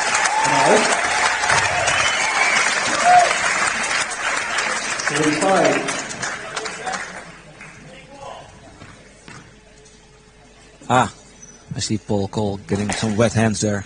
Yeah. Maybe his game will decay from here. Yusuf can fight his way back. That should be nice. Ooh, great shot. Good wrist. That's a Paul Cole special. Huh? You see now the red on the floor. It could be dangerous, but... Yes, stop. Yeah, I did not see any appeal. So as a ref, you might think, okay, they're just playing on. That's okay, but you see the big wet spot. Yeah, I think it's their job depending on this, so I kind of understand. Yeah.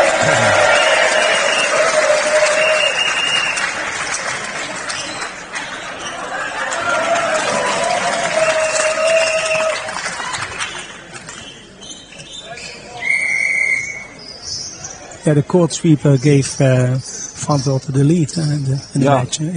Yeah, he's a very humble guy. Yeah, it's good. He wins his matches, he cleans the courts. Yeah, great. He does the dishes when everybody goes home, closes off. Yeah. Real team player. Right box. 3-5.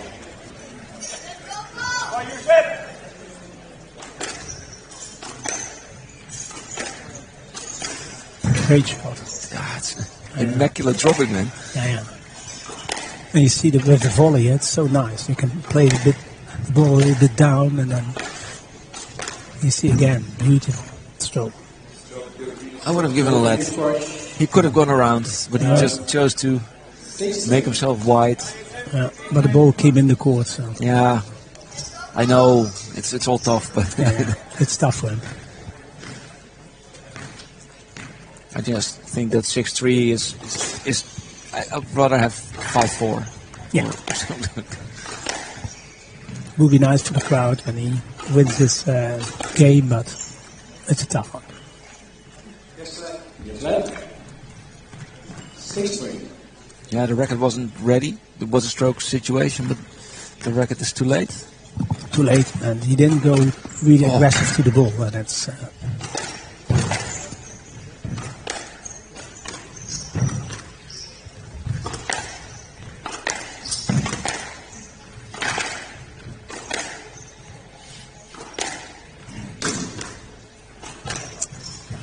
Not good enough. No. Maybe a little bit of fear for pinning it again. Yeah, I think so also.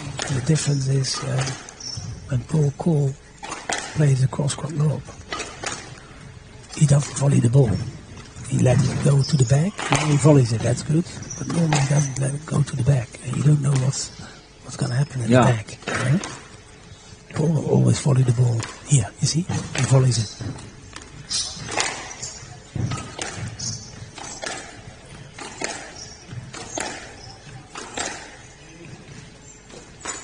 You let it go, you see?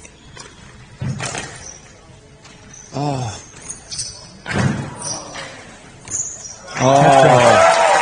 great shot. Great dive again as well. Yeah. He still knows how to do it. Yeah. And how quick. He's up again, you know? Yeah. And that's amazing, you know? So it's not a lot of people or squash players can do that. I know one guy, and it's 30 years ago, Gamalawat, an Egyptian, the number 2 in the world that time. He could also dive and hit a great shot. Did you ever play World Championships? Yes, yeah. And what was your highest? My highest rank was 59 in the world. Okay. And I was the first professional PSA player in the Netherlands. Yeah, from the Netherlands. Yeah, from Holland. Yeah. Oh, cool. Yeah. I joined, and then it was ISPA, but I joined PSA when I was 19. Okay, cool. Yeah. And any big wins? British Open? No. Like I started actually playing squash too late to become a top player in the world. Okay. And Well, still 59. It's okay. That's okay. Yeah, that's good. Yeah. 7-4.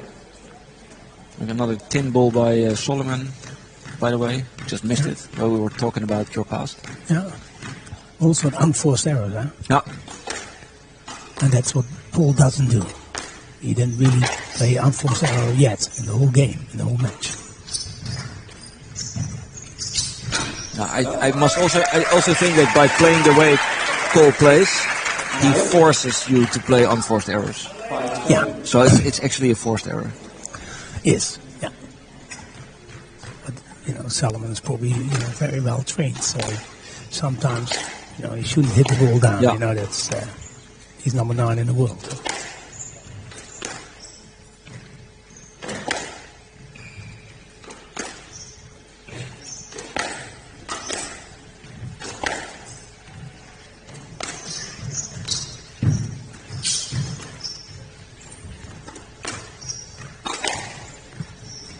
Again, that sidestep. He didn't watch the ball. Ooh. One by Cole as well. Yeah. Yeah, I think Cole now is also feeling it a little bit in the legs. And not only tonight, but also the whole season. Yeah, I think Soliman has to test him more. It's like play harder rallies. Open up the court more. So Paul has to run more. But still, I think Paul is still having the control of the match and the game. Oh, and right now, by the way, we have the top view. 7. Oh, great. Yeah, It's nice, huh? it's very nice. So that eventually you will, as a ref, it will be easier to see the exact position of the ball, the opponent, to decide which line is possible. Yeah, yeah. And then the ref can make a better decision. Yeah. And that's important also for the players. So when you've got a ref who is doubtful, it brings, it's not nice for the players. But if a referee is sure, then you won't argue.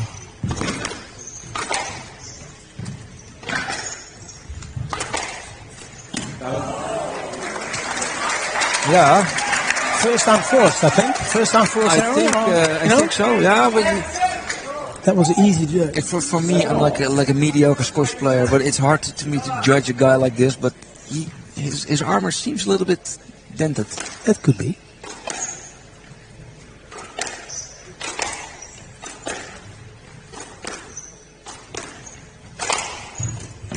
Oh. And that's what you don't want to do on this point. Now, In this phase of the match, if you play a shot like that in the tin, it's crucial. Still, he's down 7-8. So he's close. Yeah, but that shot is should be right.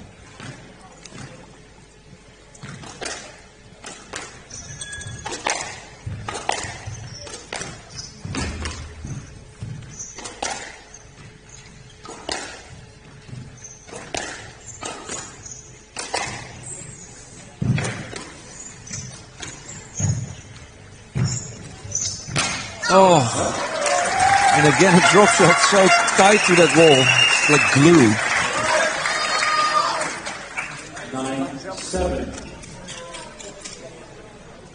9-7. 9-7. Yeah, it's almost going to be the last chance now for Soliman. Looks like it. And it goes for Nick. Yeah.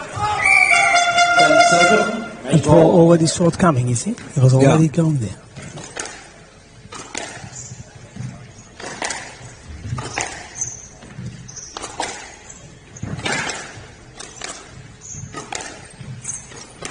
Decided not to.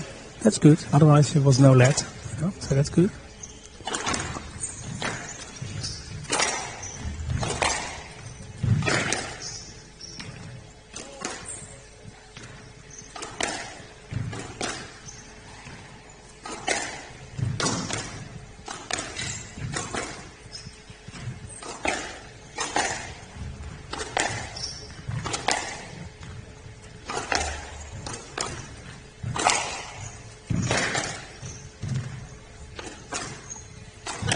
He volleys that ball. He volleys that ball. He doesn't let it go to the back because with the volley you know what you have, and in the back you don't know what you get. 11-7.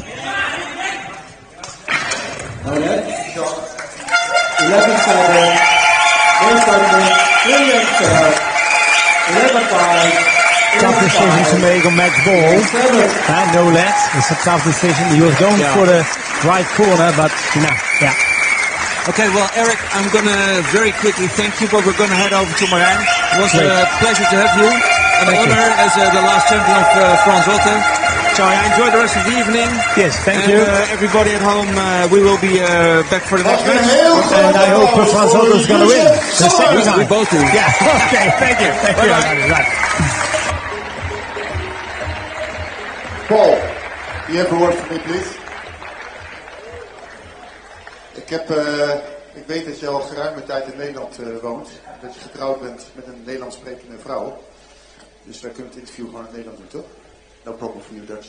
Yeah? Okay, no problem. So, hoe ging het? Nederlands is goed. Thanks, Paul. No, serious. It was a really nice match.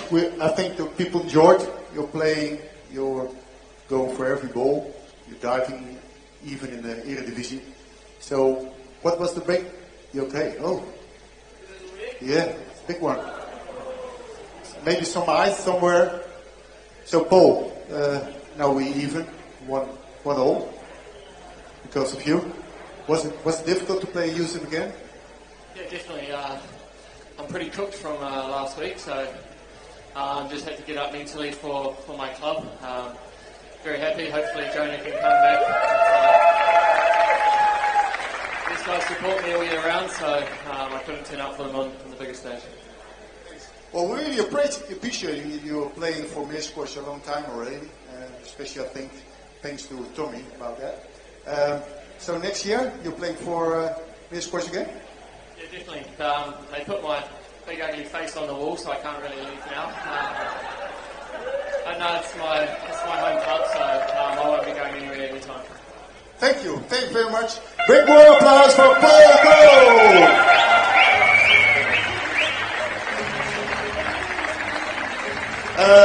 Ik ben even op zoek naar Arjan, want Arjan die gaat een hele mooie loterij doen. Dus daar wachten we even op af. Blijf even zitten, we hebben mooie prijzen en dan gaan we straks verder met de allerlaatste wedstrijd voor vanavond.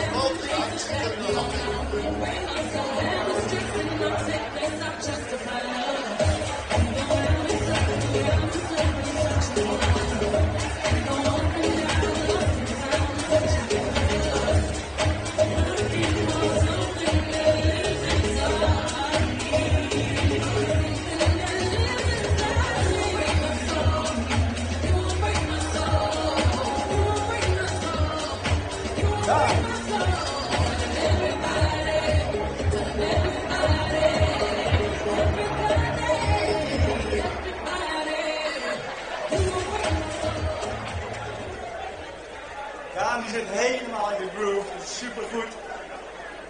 Maar als tussendoortje hebben we nog een verrassing voor de mensen die opletten. We hebben namelijk van onze partners een mooi dundelbracket wat wij prijsgeven. En het originele shirt van het Nederlands team. En hoe kun je deze winnen? Namelijk degene die als eerste de scoresbal vindt die achter de tribune verstopt is. Er zijn 2 ballen verstopt. Die wint de prijs. Nee, die is het niet. Want ik heb ze gemarkt. En die ballen zitten geplakt achter de tribune. Dus waar je bovenop zit, dan moet je goed erachter voelen.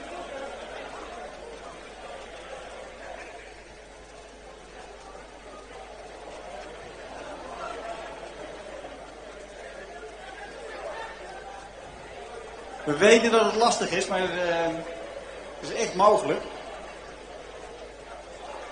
Je zou ze eventueel zo eens kunnen zien als je over het randje heen kijkt. Op de zitting, aan de achterkant van de zitting, daar zitten een paar scoresballen geplakt. Kijk! Zit er ook een sleutelhanger aan? Ja, dan heb je een goeie. Corner voor orde.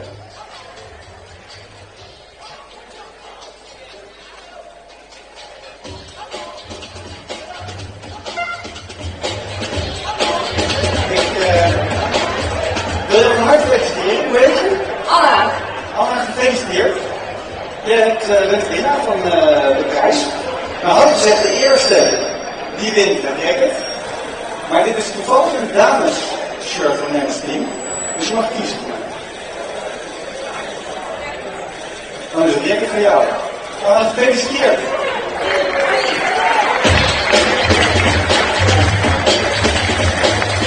En dan hebben we nog een shirt natuurlijk.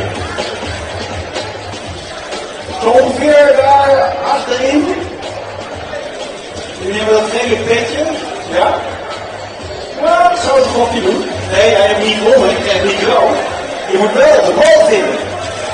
En wie zit daar ergens op dat plekje?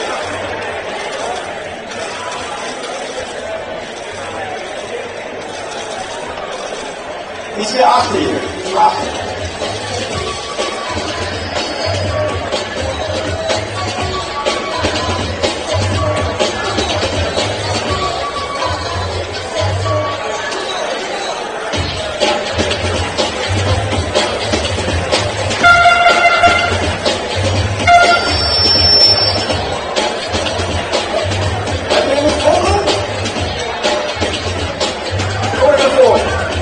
Gooi even voor.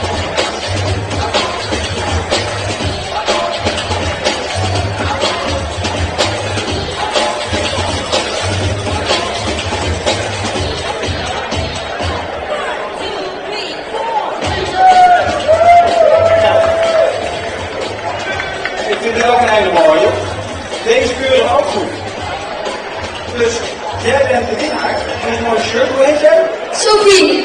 Sophie, van harte gefeliciteerd.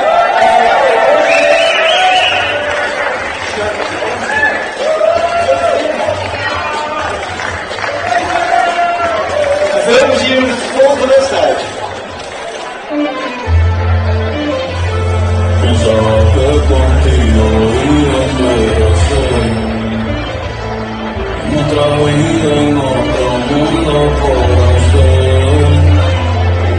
De allerlaatste wedstrijd voor vanavond en tevens de belangrijkste voor de beslissing voor dit kampioenschap. De finale van de Eredivisie 2024-2025. En ik wil beginnen met de speler van Meerschors.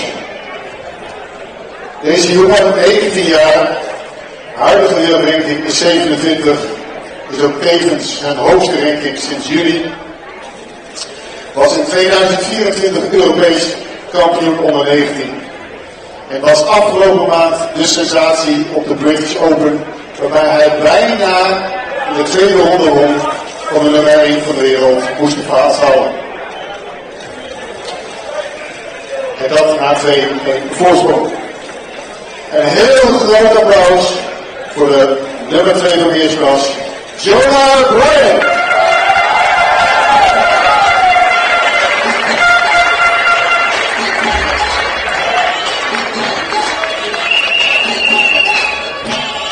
En Jonah gaat het opnemen vandaag tegen de speler uit Colombia, Bogota, nummer 35 van de PSA. Hij is 31 jaar, Juan Camilo Vargas.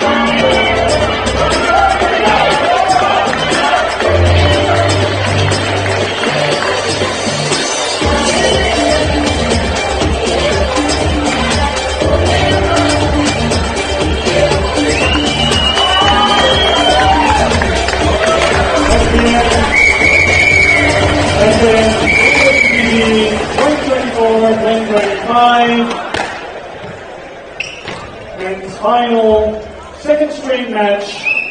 Jonah Bryant of the squash to serve, Juan Vargas of Frans Otten to receive. Let's start the 5 games. 1-all. Yes, welcome back everyone to the final of the Dutch Men's Premier League 2024-2025. Daniel, hey, I think it's pretty this is the most exciting moment of the entire season we've had. It's the deciding match number 24 or 5? I think 35. I mean, and this was the winner of the Dutch Premier League. So yeah, I mean, I'm on the tip of my seat. I am so excited for this match. Yeah, and it's been climbing the ranks. Jonah Bryant in blue, a little bit faster. Yep. He's just 19. Just recently joined the PSA Tour. And I don't know if he got his PSA membership card yet, but he's already very high up. And Juan Vargas here in a little Speedy Gonzalez sprint. Yeah, but he's also he's kind of following the same path, but a little bit more bit more slowed down. Slowed down. He's been in the top 50 for quite a while, I think multiple years. Yeah. And he is still rising, but slowly and steadily. Yeah. Where Jonah Bryant just all of a sudden jumps into the top 100, and then now all of a sudden he's top 30. And I don't think it will take a very long time until he reaches the top 15 as well. I think he's a little bit behind, for example, Mohamed Sagraya. He's 18 years old, I believe, 17 maybe even. And yeah, he's been rising so quickly as well, and I'm pretty sure Jonah Bryant will be one of the top players of the world within a couple of years. I think so too, and I've seen him play all the English youth tournaments where I was commentating, and already then it's he's a miracle. Exciting player. Right. I'm a fan. Yeah. I'm a real fan. Yeah, you're a big fan. But I'm also a fan of Juan Vargas. Exactly, I already wanted to talk about him. I mean, he's a player here at the club, Frans Otten Stadion. He trains here regularly, and yeah, I mean, what can you say about him? He's so fast and good. It's unbelievable. Like, he grew up in the mountains of Colombia, and he used to play with the green belt ball, right? Yeah. So they're even slower. High altitude ball. Even slower than the yellow double dot. So yeah, he's used to long and exhausting rallies and great stamina. Yeah, and the exciting stuff for me now is like Jonah has been really There's the dive already. Jonah has been really climbing the ranks and really showing the world what he's made of. And he kind of put the spotlight on himself in a very, very positive way. And he just lost out to Tarek Momen 3-2 and to Assal in the British 3-2. Almost got it. But there was this one match against Melville Soliman from France. A very talented French kid, but Jonah lost to Melville. So to me that means that he's beatable again. He is beatable. He is beatable. Definitely. So that is also the source of hope you've got, right, for the Frans Otten Stadion here tonight. Yeah, but also for Juan. I mean, he's been, in the last couple of tournaments, he's been doing what he should do. He loses to the higher ranked players. He lost to Diego Elias pretty big. But he wins all the lower, to the lower ranked players. He wins every match he should win. Yeah, basically. But there was this one match where he was really tested. And it was against Malik, his teammates from Frans Otten Stadion. And he beat him 3-love, fair and square. Yeah. And I think Malik injured himself. In the third game. In the third game, but also the first two games. It was Juan time. Yeah, so I guess we could say that both men are in very good form recently. Yeah. They've never played each other. No. So that's quite exciting, actually. So they've got no expectations whatsoever. I do know that Vargas regularly trains on this court. He's got to play on here a lot more times than Jonah Bryant has. There's another on for Bryant. 4-3. In this case, we can still say it's a rookie mistake. Yeah, in the first game it's allowed. That's the correct term. But from the second game onwards, it's just non-first error. Yeah. Yeah, because this game is not going to be... I mean, Not risk. I love, by the way, how the Frans Otten Stadion seems to get busier by the minute. It's packed. It's very packed. It's packed. It's great. I think if they would have charged like reasonable ticket prices for Yeah. tonight. Oh, what a nice reverse double boast. Lovely. Couldn't see that one coming. No, I mean, I'm not sure about ticket prices. I think it will lead to a big degrees of... Oh yeah, I know, but it's like if they would have, and everybody who is now here would have played, you could have earned the whole season back. Yeah, that's true. But I don't think Squash in the Netherlands is ready for that yet. I mean, the NSL in America does do paid entrance, right? Yeah. But here we're just not. But it's big like enough. also a full package with food and meeting the players. A high skilled rally, by the way.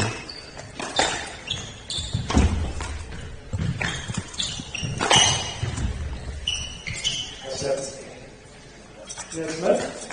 5-4.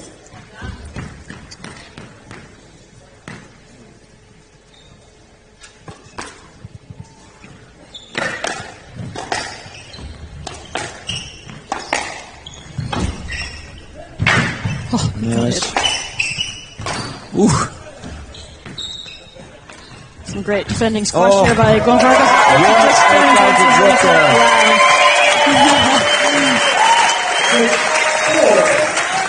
That was an amazing run by Vargas. You can really see that the crowd is Frans Otten minded. Yeah, very Frans Otten minded. Oh, I think, to be honest, it's like 50-50 currently. No, I think Meersko's brought about 50 people to Amsterdam. Yeah, that's true. That's quite a lot. It's right next door, by the way, Hoofddorp. Yeah, and then there are also quite a lot of neutral people, I think.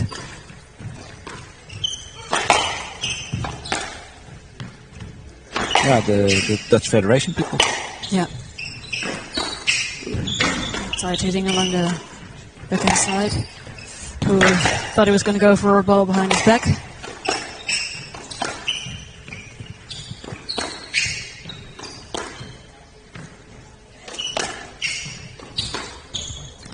I love how they lower the pace a little bit in the midst of this rally. So catch your breath and reset a little bit.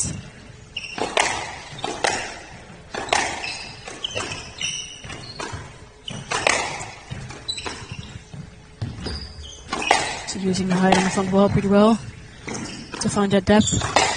Because one thing we know about this court is that you have to hit notoriously harder or higher on the front wall to get the same depth as at a normal court. And these players know how to do it. Nice.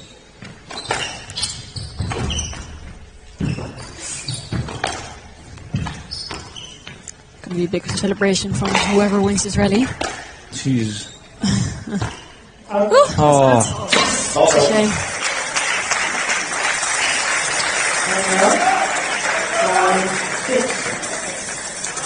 Well, at this point in the match, I would say that both players are giving it their 110%. There's no slacking. No, definitely not. But, I mean, there's no reason for them to not give 110%. Because this is the moment. This is the moment, yeah. Of the Men's Premier League. I mean, they won't get a second chance. There's no away match. No, this is it. But still, the tour play is more important. And it's, and it's like the whole season is behind you. It's your big income to play the... Of course, tour play is way more important, but don't you think they're going to finish off their season in a great way? Oh yeah, I definitely think. I think both of these players would not want to lose. No, exactly. And I mean, out of court. So a couple quick points in a row now. Juan Vargas pumping off the Frans Otten Stadium. That's how you like it. Yeah, I mean, I'm not sure about Bryant, but I feel like Juan Vargas has quite a I mean, he's a valued club player here, and he really wants the club to win. Yeah. He wants himself to win, of course, but he also wants the club to take the I think so. championship. I think he feels like a Frans Otten. Exactly, a Frans Otten guy. And for Jonah Bryant, I don't think he really trains at mere squash, like he just goes out to play the Premier League matches, but it's not really a club guy, you know, so he's... And he's not in his best. I also, like, okay, so to me, the Bryant kid is like a wonder kid. Yeah, definitely. But he's still 19 and he has a season that's like incredible. It is incredible. So that will take well. And Vargas, I know he was injured for the end of the year. Also, it's time of recovery, but also rest. Yeah, but he did have a good run at the British Open last week.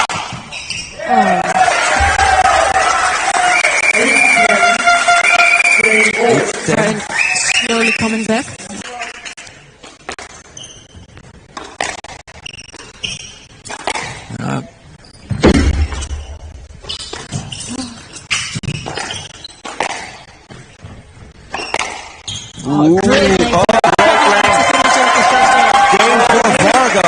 Yes, he is using the atmosphere of the stadium. That is awesome. That is a big gift. Well, not necessarily a gift, but it's very welcome to Frans Otten team. This is a very this is good what game. We needed, yeah. So let's hope that Vargas uses this positive energy to play the second game as good or even better as the first one. Very high quality squash. Quite some unforced errors by Bryant, to be honest. But both of them, especially both of them. Yeah. I saw Juan getting a little nervous in the end. Yeah, like 10-6 up, thinking he closed that easily. Yeah, that is true. And also, as we saw in the first match of tonight between Jelmer Mols and Sebastian Hoffman, I find that they were trying to attack quite quickly during the rally. I wonder why that is. Because it feels good. Yeah, it does feel good, of course, but it results in if I see you on court and if the ball's a little loose, you just let it rip and you just get him into the nick. Because it feels like you're in power. Exactly, every single shot that my opponent doesn't play perfectly, I'll just smash it into the net, of course. These players use it too, and I'm not really used to them from them. So. And now there's no squash on court, just a real reminder for all the viewers. Please press that subscribe button to the channel, because the more money, the more viewers we have, the more of that internet money we can let flow back into squash. So press the subscribe button or the like button. No, on YouTube it's subscribing. Subscribe to the page. Yeah. And this is and this is the last match of the season. But starting about September, we will be back with the whole new season. Yeah, and actually we'll also be doing the Dutch Senior Open, that we'll be commentating for 4 days straight. Oh, so true. If you can't get enough of our voices, this is your moment to tune in. But yeah, exactly. There will be a new season starting in September, so already excited for that. Oh, no. Just straight in, yeah. Great. Nice. Yes, that's. Oh yeah, yes. Yeah, okay. Nice. Awesome poster by. Ooh, just. Yeah, he's now on that high of winning the first game, and he should really make it. Yeah, I think one of the biggest downfalls is getting too confident, right? Yeah. So winning the first match relatively easy. I think he was up 10-6. But I mean, Juan is a professional, and I'm pretty sure that he will not be distracted in any way. Nice turn there. Just looks easy on both of them, doesn't it?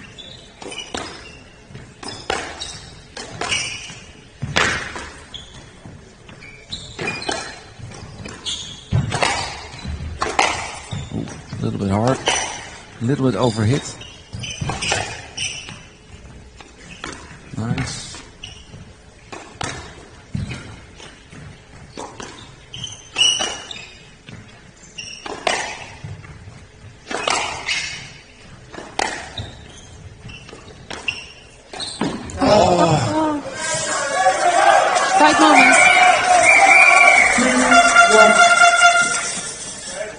Do you think it was the right moment? Did I hear you say that? I mean, he could have very well played across good nick from the position. If it was a rolling nick, then, why not? Yeah, if you hit it, you're right. But Yeah. Yeah, I mean, if he doesn't hit it, then... to my taste, it was a little bit too much overhead. Which is hard. He can do it. Well, not this time. Lovely little fake there. Wow. Nice. Nice.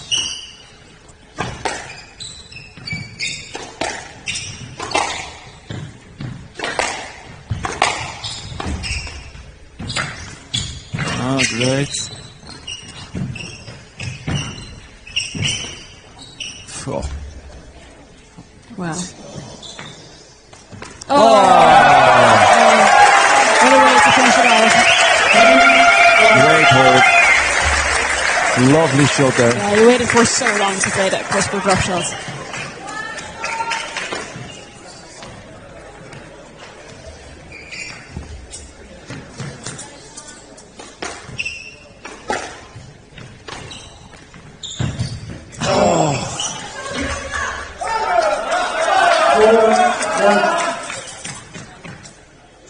Not a good start by Vargas.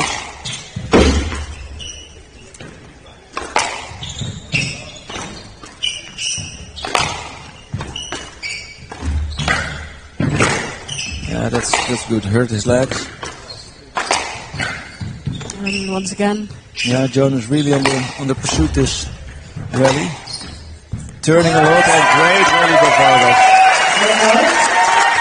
Yeah, definitely so much pressure applied and he just stayed on the tee almost the entire rally. Both players need some more time receiving their serve.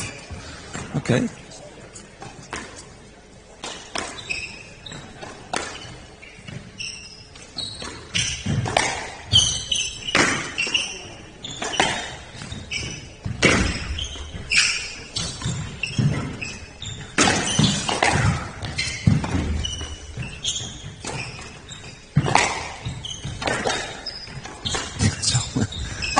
High quality, highly entertaining scores. Oh, what a shot!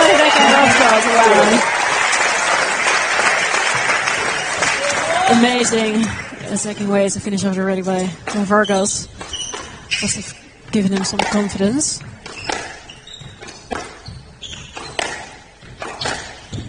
Yeah, because he's... Oh, it gets a free one, free ride, 4-all. Needed that.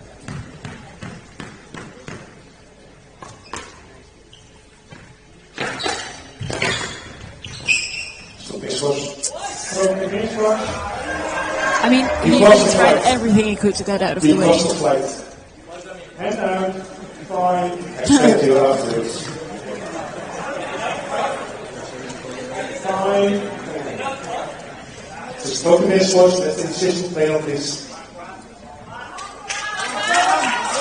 We should have a video referee next season. Yeah, it's going to be expensive. Replays. Yeah, I mean, if we just ask for an entrance fee here, then we could pay for it. Oh, that's so hard. Nice. Oh, that's a shame. Very high quality from Bryant, though.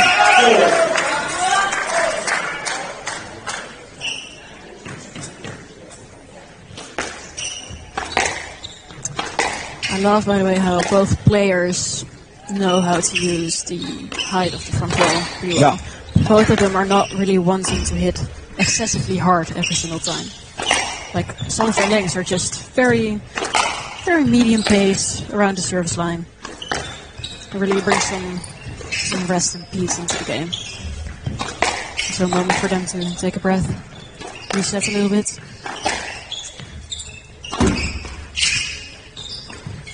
Nice. Nice. Yeah. Very well done there by Vargas.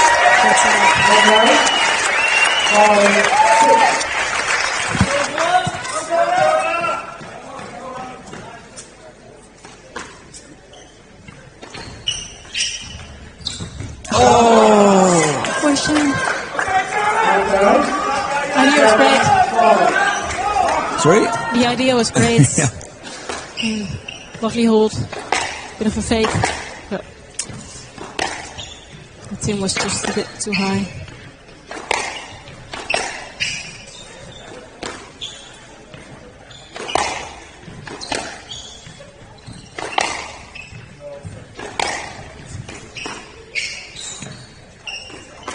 Just stayed in there. Yeah. Super tight sitting here from both players.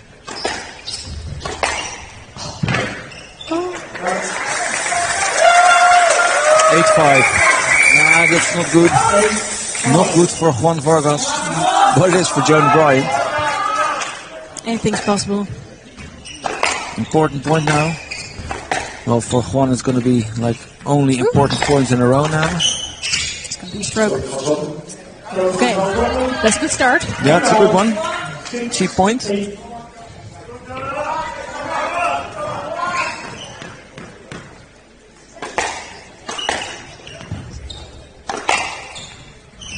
Right length. Good lift.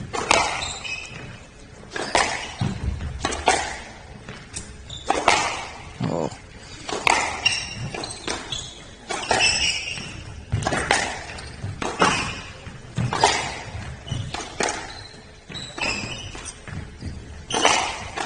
Good guess. Little ping pong rally there. Crosscourt games.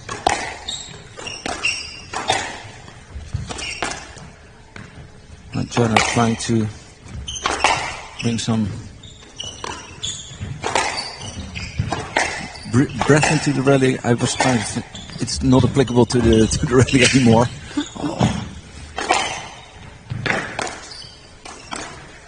Oh, great mix up there. One of the best rallies we've seen so far. Yeah, sometimes I'm so speechless I just forget to talk. Want to say something very wise, Yeah, but we don't need to talk. insightful, and then I'm just caught up in the beauty of the rally. Too stunned to speak. Ooh, great pickup. What a Oh, drop shot. too much. Perfect.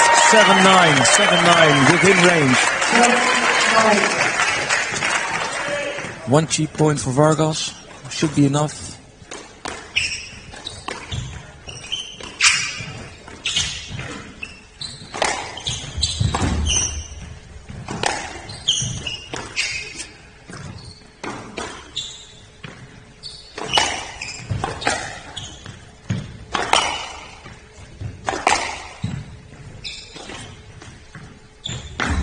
These boasts are very, very slow. They slow down after they've touched the front wall. Yeah, they do. That forces Juan to really get very deep into the front of the court. Yeah, putting a lot of work in those legs. Does hurt him, yeah.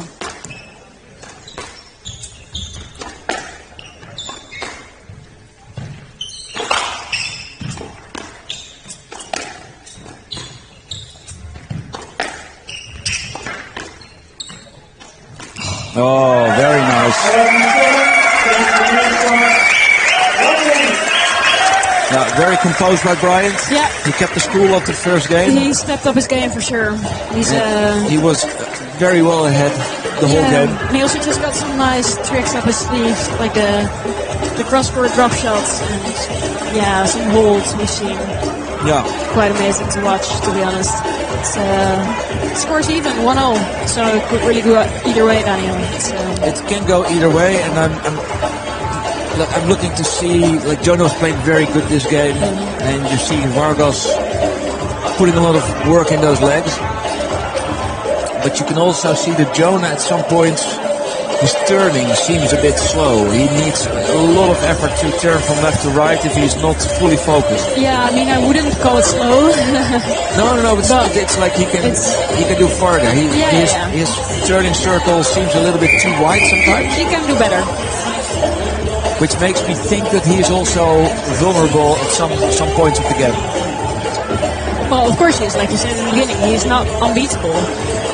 That's it, he's not unbeatable, and I think, well, if Juan loses this one, I think Omar Medit will kick his ass.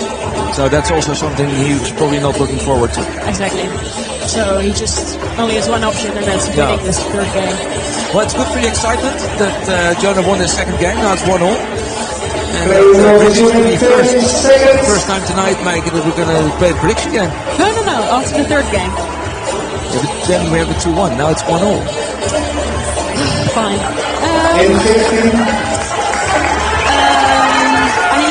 as much as I want the Friends Otten Stadion to win, I have said that Jonah Bryant is going to win this match from the beginning, so I'm going to stick with that 3-1 to Bryant. And you don't agree for sure. Well, for me, there's only one option. Sorry, that was such a bad joke. Oh my gosh. I don't really know what to say, to be honest. So your prediction is... Yeah, I'm going for 1. Okay. 3-1? 3-2? No, I don't know. Win. Win is a win. A win is a win, and when the championship is in, it doesn't really matter. Ooh, nice. Oh, great pickup. Oh.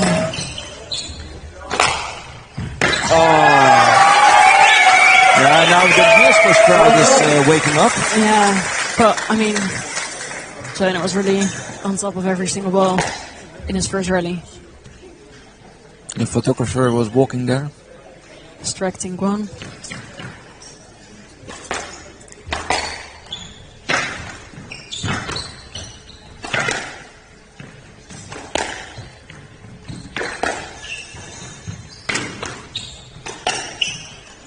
Nice.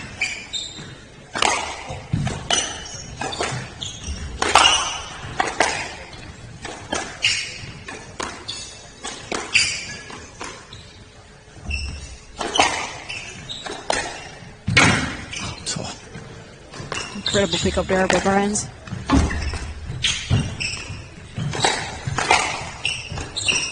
Oh, great lift.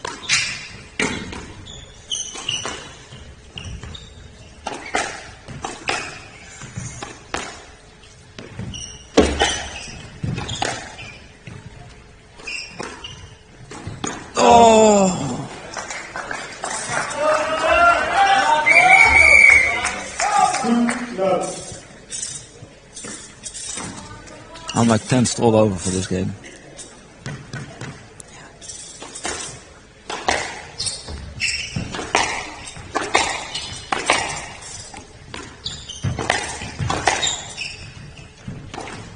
Oh. Yeah, Bryant is getting more effective now with all his shots. He is. I was going to make a comment about how I find that they make quite a few unforced errors, but I guess that at this level, the only two possibilities to finish off a rally is by like outsmarting your opponent, like outplaying them, or by hitting an unforced error. It's like it barely ever happens that they hit a shot which the other player can't retrieve. Yeah, they are. Except for. One seems a bit cooked now. He seems a bit not concentrated, not as concentrated as he was in the first game. Needs to find back his rhythm. Yeah, maybe not only a rhythm but also a plan. I bet he has a plan.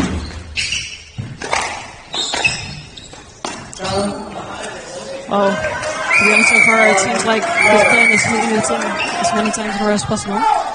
So we are 5 love now. This great plan to me. Yeah, 5 love. It's a great start for Bryant.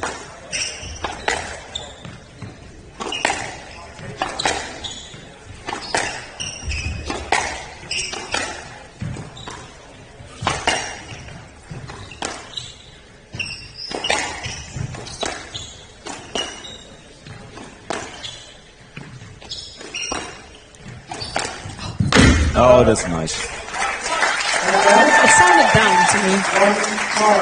Jonas goal. No, Guan's. Oh. It sounded down.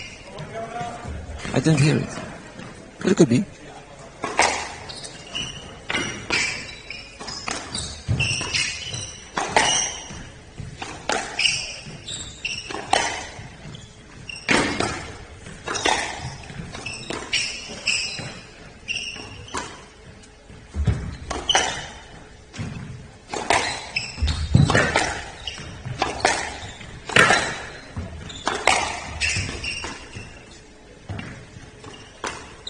lifts.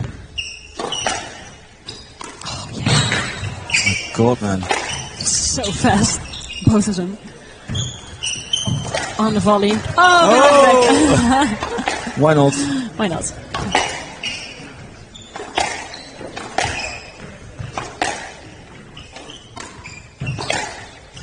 Great length ball.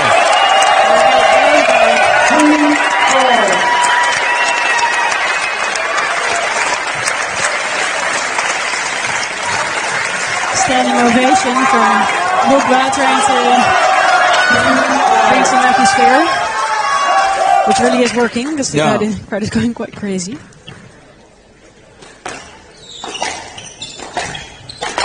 Hopefully this is a bit of a shift in momentum for Gon, but he's not having a good tin day. No. Did they move the tin up? Sorry? Did they move the tin up? No, it's I think it's 17 in.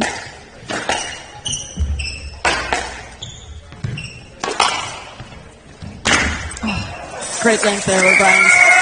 Nope. It's not looking very good for Gon. No, 7-2. Oh.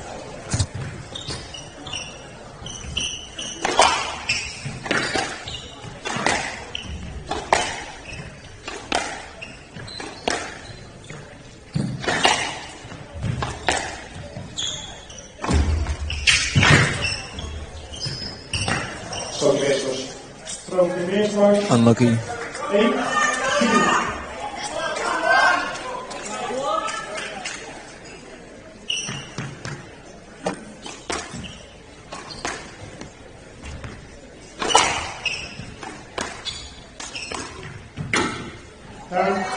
Yeah, game over for Juan this game. I don't see him coming back. No, definitely not. A miracle.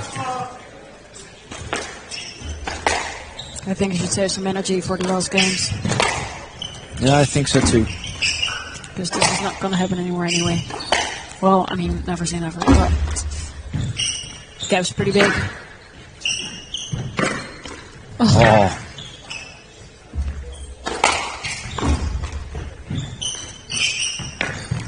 Nice.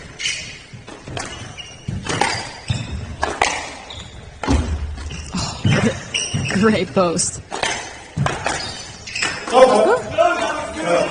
The ball is set.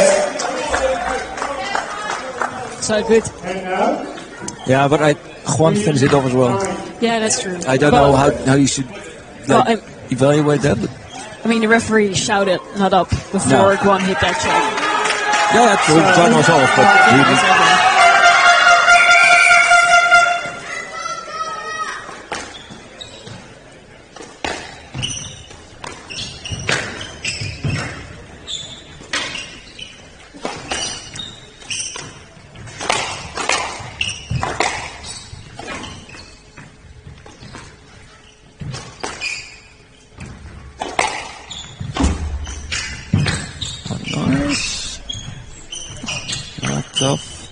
Oh, great lifts. Oh, what a shot. Yeah. Bothered by the lights. It's tough, I know. So bright. Amazing lob there by Bryant, though. Couldn't have been better.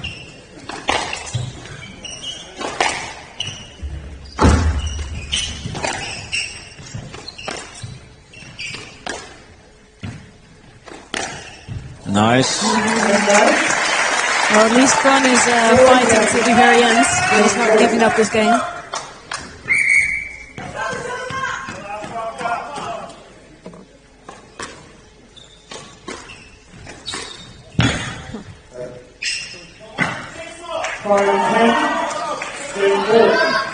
Whew.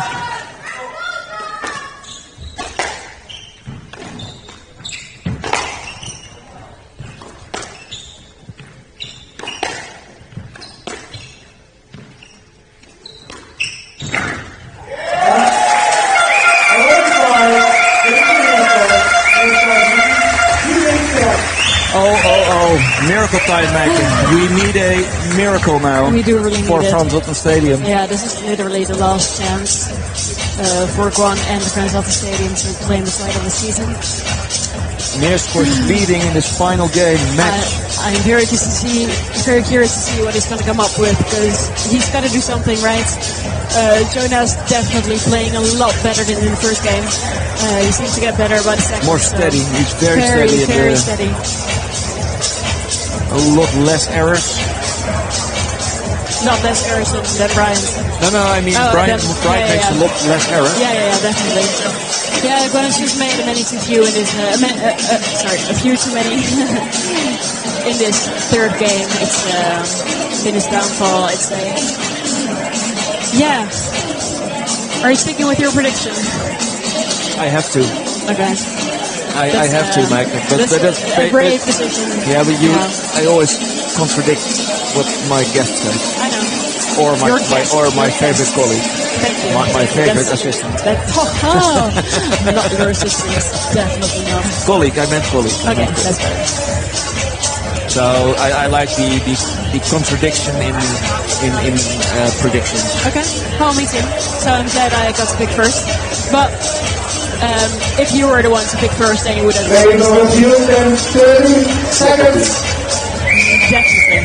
Probably. Yeah, but the second game of Jonah was very, very strong. And as a Frans Otten Stadium player, I really hope to see some cracks in the armor, and he showed some small ones, Jonah. But he's just so darn steady and sharp. And quick as well. You see the work that's put into Juan's legs is just enormous.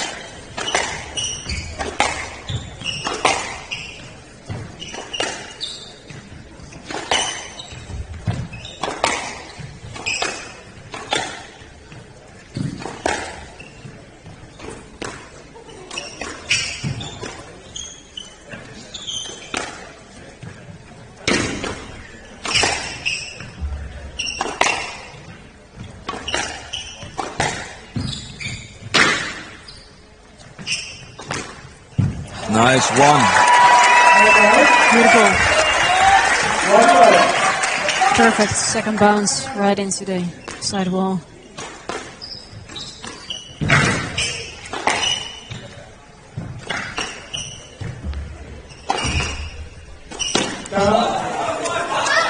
Okay. Really fine. Like a quick lead, like 4 points, 5. Guan's hyping himself up a little bit. It's good to see. Yeah, a great start like that will be truly amazing. And I think he needs it if he wants to keep up with Jonah. Go ahead. You will win the battle ball. Oh, is that like calling with my racket? So tell me, what are you going to play? Oh, it's close. Into his arse, mate. That's the thing.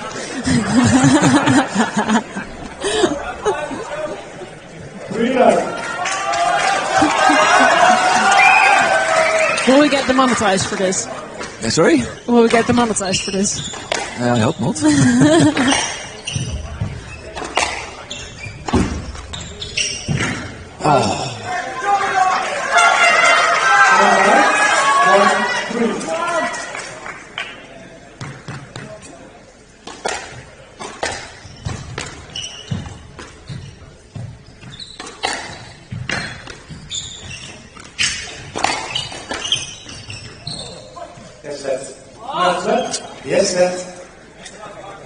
Yeah.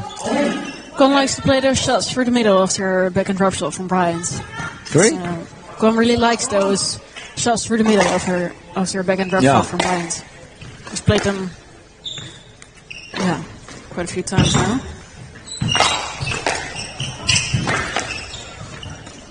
Oh, great finish. Really great way to turn this rally around.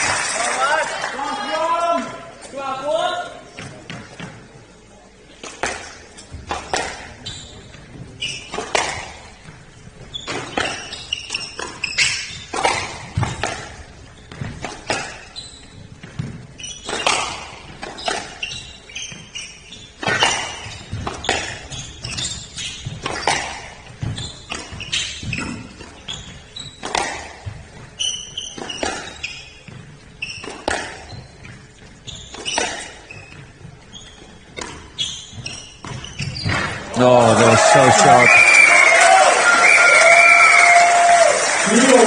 It's perfect drop shot there by Bryant once again. That's nice.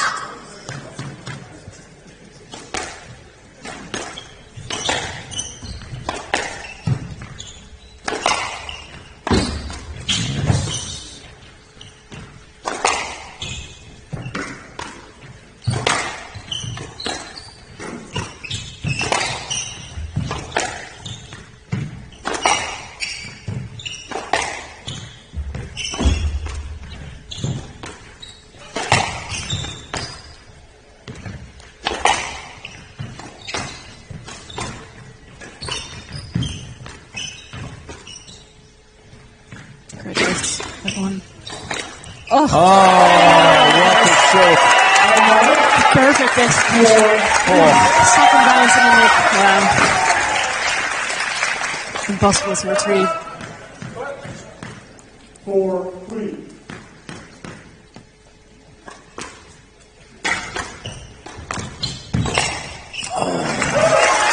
Then he gets a little bit too excited, I think. Just picked the side too quickly there.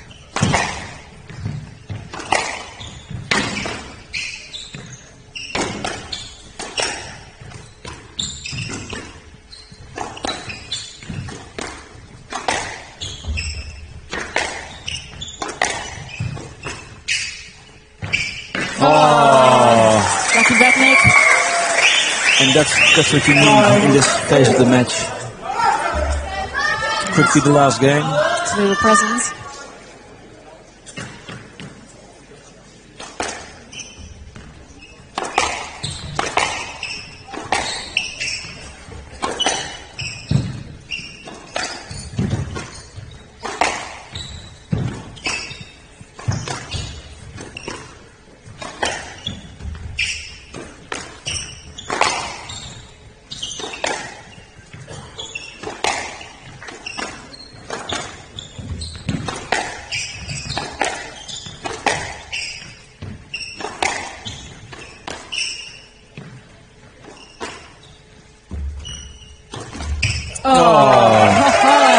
They're spraying both. It was a beautiful shot. Yeah, what a shot to play.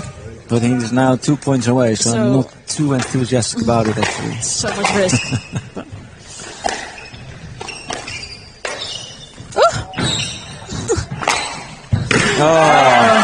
Okay, so that's like one lucky ball for Bryant with the back row nick. Exactly.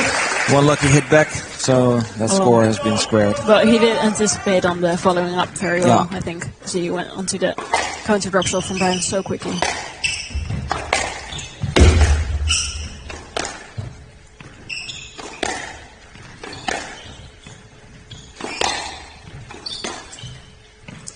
Vargas is reading Bryant's cross courts pretty well, because 9 out of 10 times he's already ready with his racket up in the right position.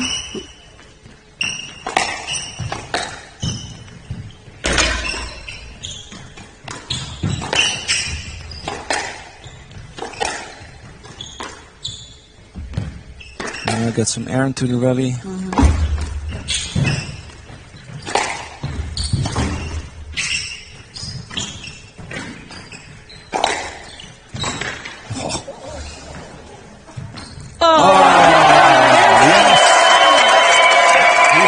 He squared it 6-6.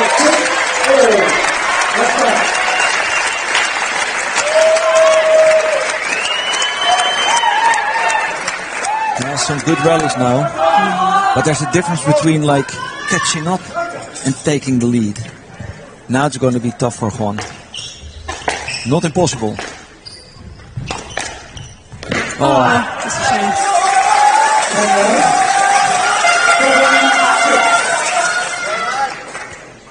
Okay, at least he needs to stay close until about 8.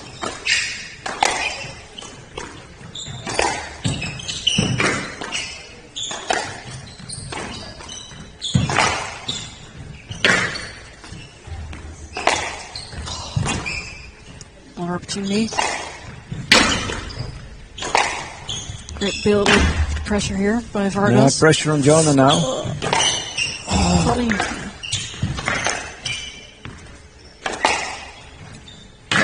Great cross court again.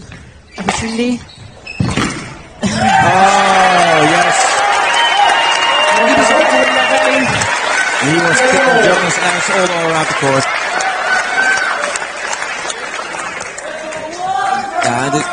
At this point, I think also Jonah must be feeling it.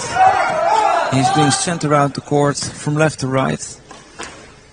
Oh my God, we have a... Oh, no. 8-7. Oh my gosh. Ball is out, Mr. Vargas. Did that really happen? Oh, man. Jonah Bryant After was... such a rally, and then you... Jonah Bryant was about to ask for let, and... Oh, it was not up.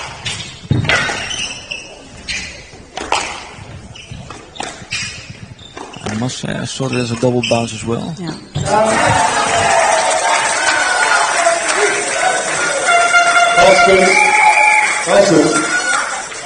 Yeah, that was very doubtful.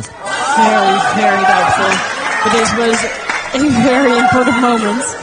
It's just completely shifted to 8-all or 9-7. Bryant's way, yeah. 9-7. At least he played the rally.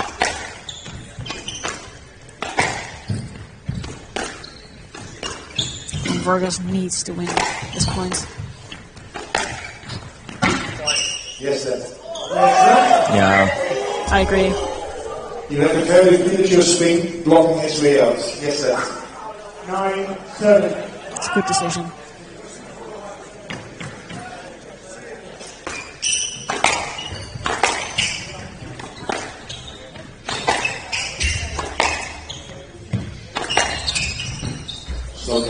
Okay. Oh, 8-9. No high serve. No high serves. Better. Yeah, better.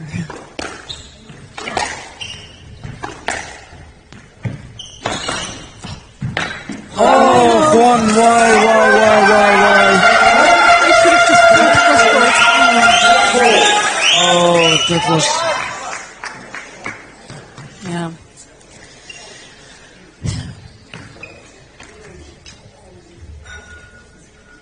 Well, I can hope it's extended disappointment.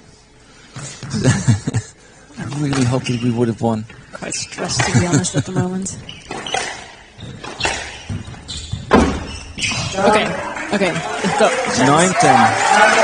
There's one more chance. One more chance. Oh man, I'm at the tip of my seat. Championship ball.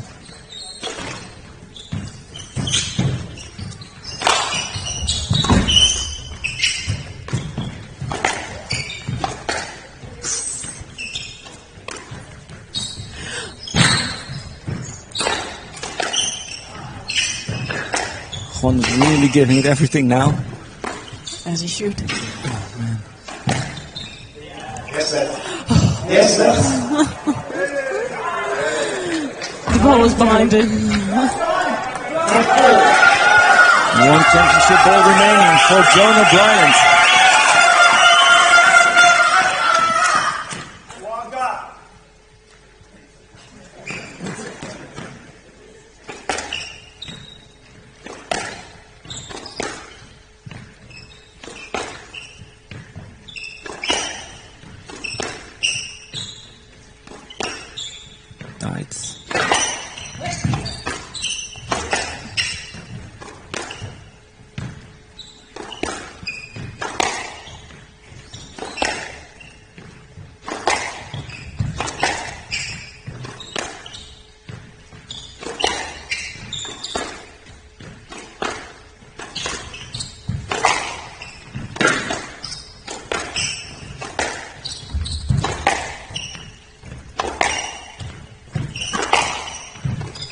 Both players weren't wanting to make a mistake. Not much attacking. Juan's opening again.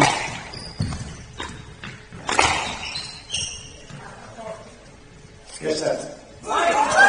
Yes, sir.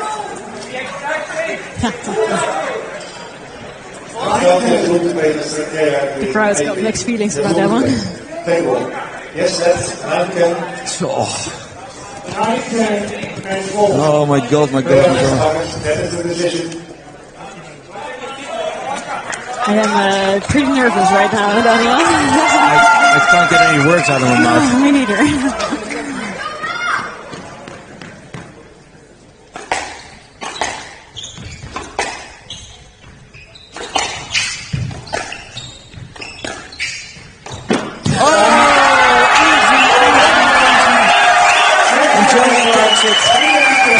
Very exciting match, but here's what takes the 2024-2025 championships.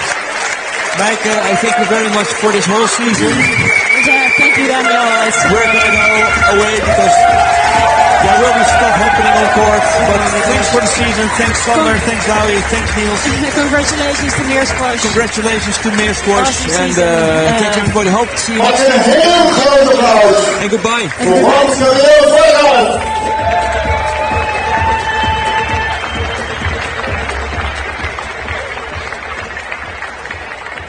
Allereerst natuurlijk de felicitaties voor Meer Squash met dit mooie kampioenschap. Ik denk dat we genoten hebben van hele mooie wedstrijden. Ik wil heel graag Jonah. Jonah, do you have a minute for me? Jonah. We're waiting for Jonah a minute.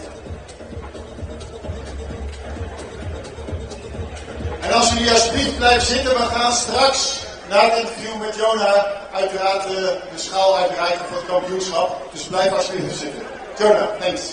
Congratulations with your match and the championship for Meer Squash. So it was nerve-breaking, I think, the fourth game, the end of the fourth game. So what made the switch after the first game for you? I think the first game I was getting used to the court. I was rushing a bit too much. And then the second, I still wasn't great, but I just cut the errors down. And then the third game, I really started attacking him, and then they came out in the fourth, and it was a tough game. So yeah, I did well to go over the line. Nice to see. So for you, if you're playing in environments like this, like a British Open, like here, that's something special for you? Yeah, I love it. I love playing in front of a good, loud crowd. The support was great today, and I'm happy I brought it home from Meer Squash. Yeah, you did. You had some good people in your corner, I think Paul and Jalmar and Tommy, so they got you through the game, or not? Yeah, no, it was definitely helped me settle down after the first game massively. Gave some good advice, kept me on track, and led to the win. So. Congratulations, and let's have a party. Thanks. Blijf allemaal even zitten. We gaan zo over tot de prijsuitreiking, de uitreiking van de schaal.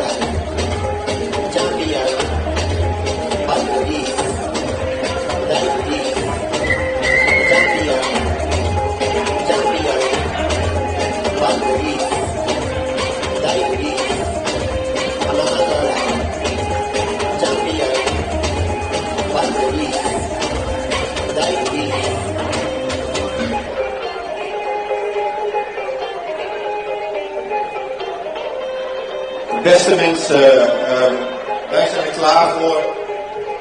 Ik hoop dat jullie allemaal een fantastische sportsavond hebben gehad. Ik heb er in ieder geval van genoten. En het is ontzettend goed om te zien dat er zoveel mensen afgereisd zijn naar Amsterdam om deze finale bij te wonen. Daarvoor dank. Marije en ik zelf hebben de eer om de kampioenschaal uit te reiken. En dat vinden wij ontzettend leuk om te doen. Voordat ik de kampioenschaal ga uitreiken, wil ik eerst een heel groot applaus hebben voor de runner-up. En dat is het Frans Otten Stadion Amsterdam.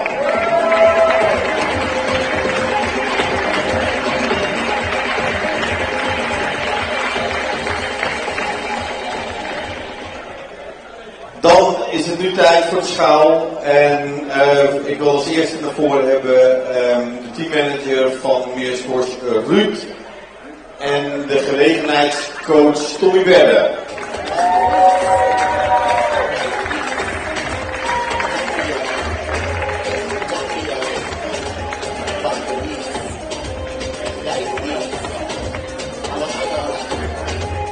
Waar is Tommy?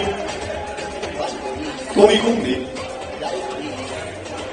Dan is het nu tijd voor de spelers en dan wil ik een heel groot applaus voor Johan Mols, Jonah Bryant en Paul Kool. De kampioenen van 2024-2025 Meerschors. Van harte gefeliciteerd.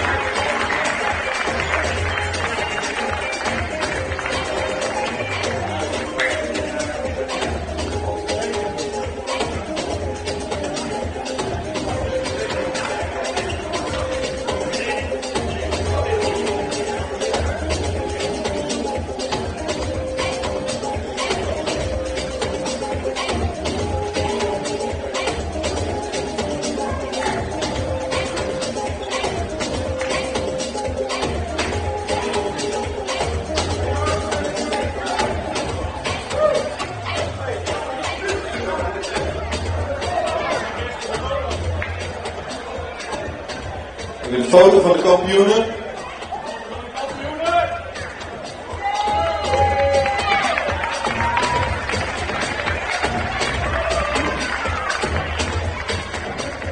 En dan krijgen we hier de kampioenschaal.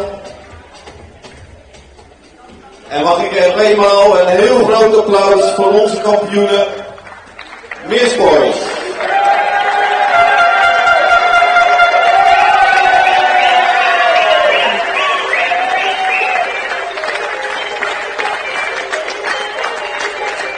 Heren, mag ik een van jullie de microfoon geven om nog een woordje uit te spreken?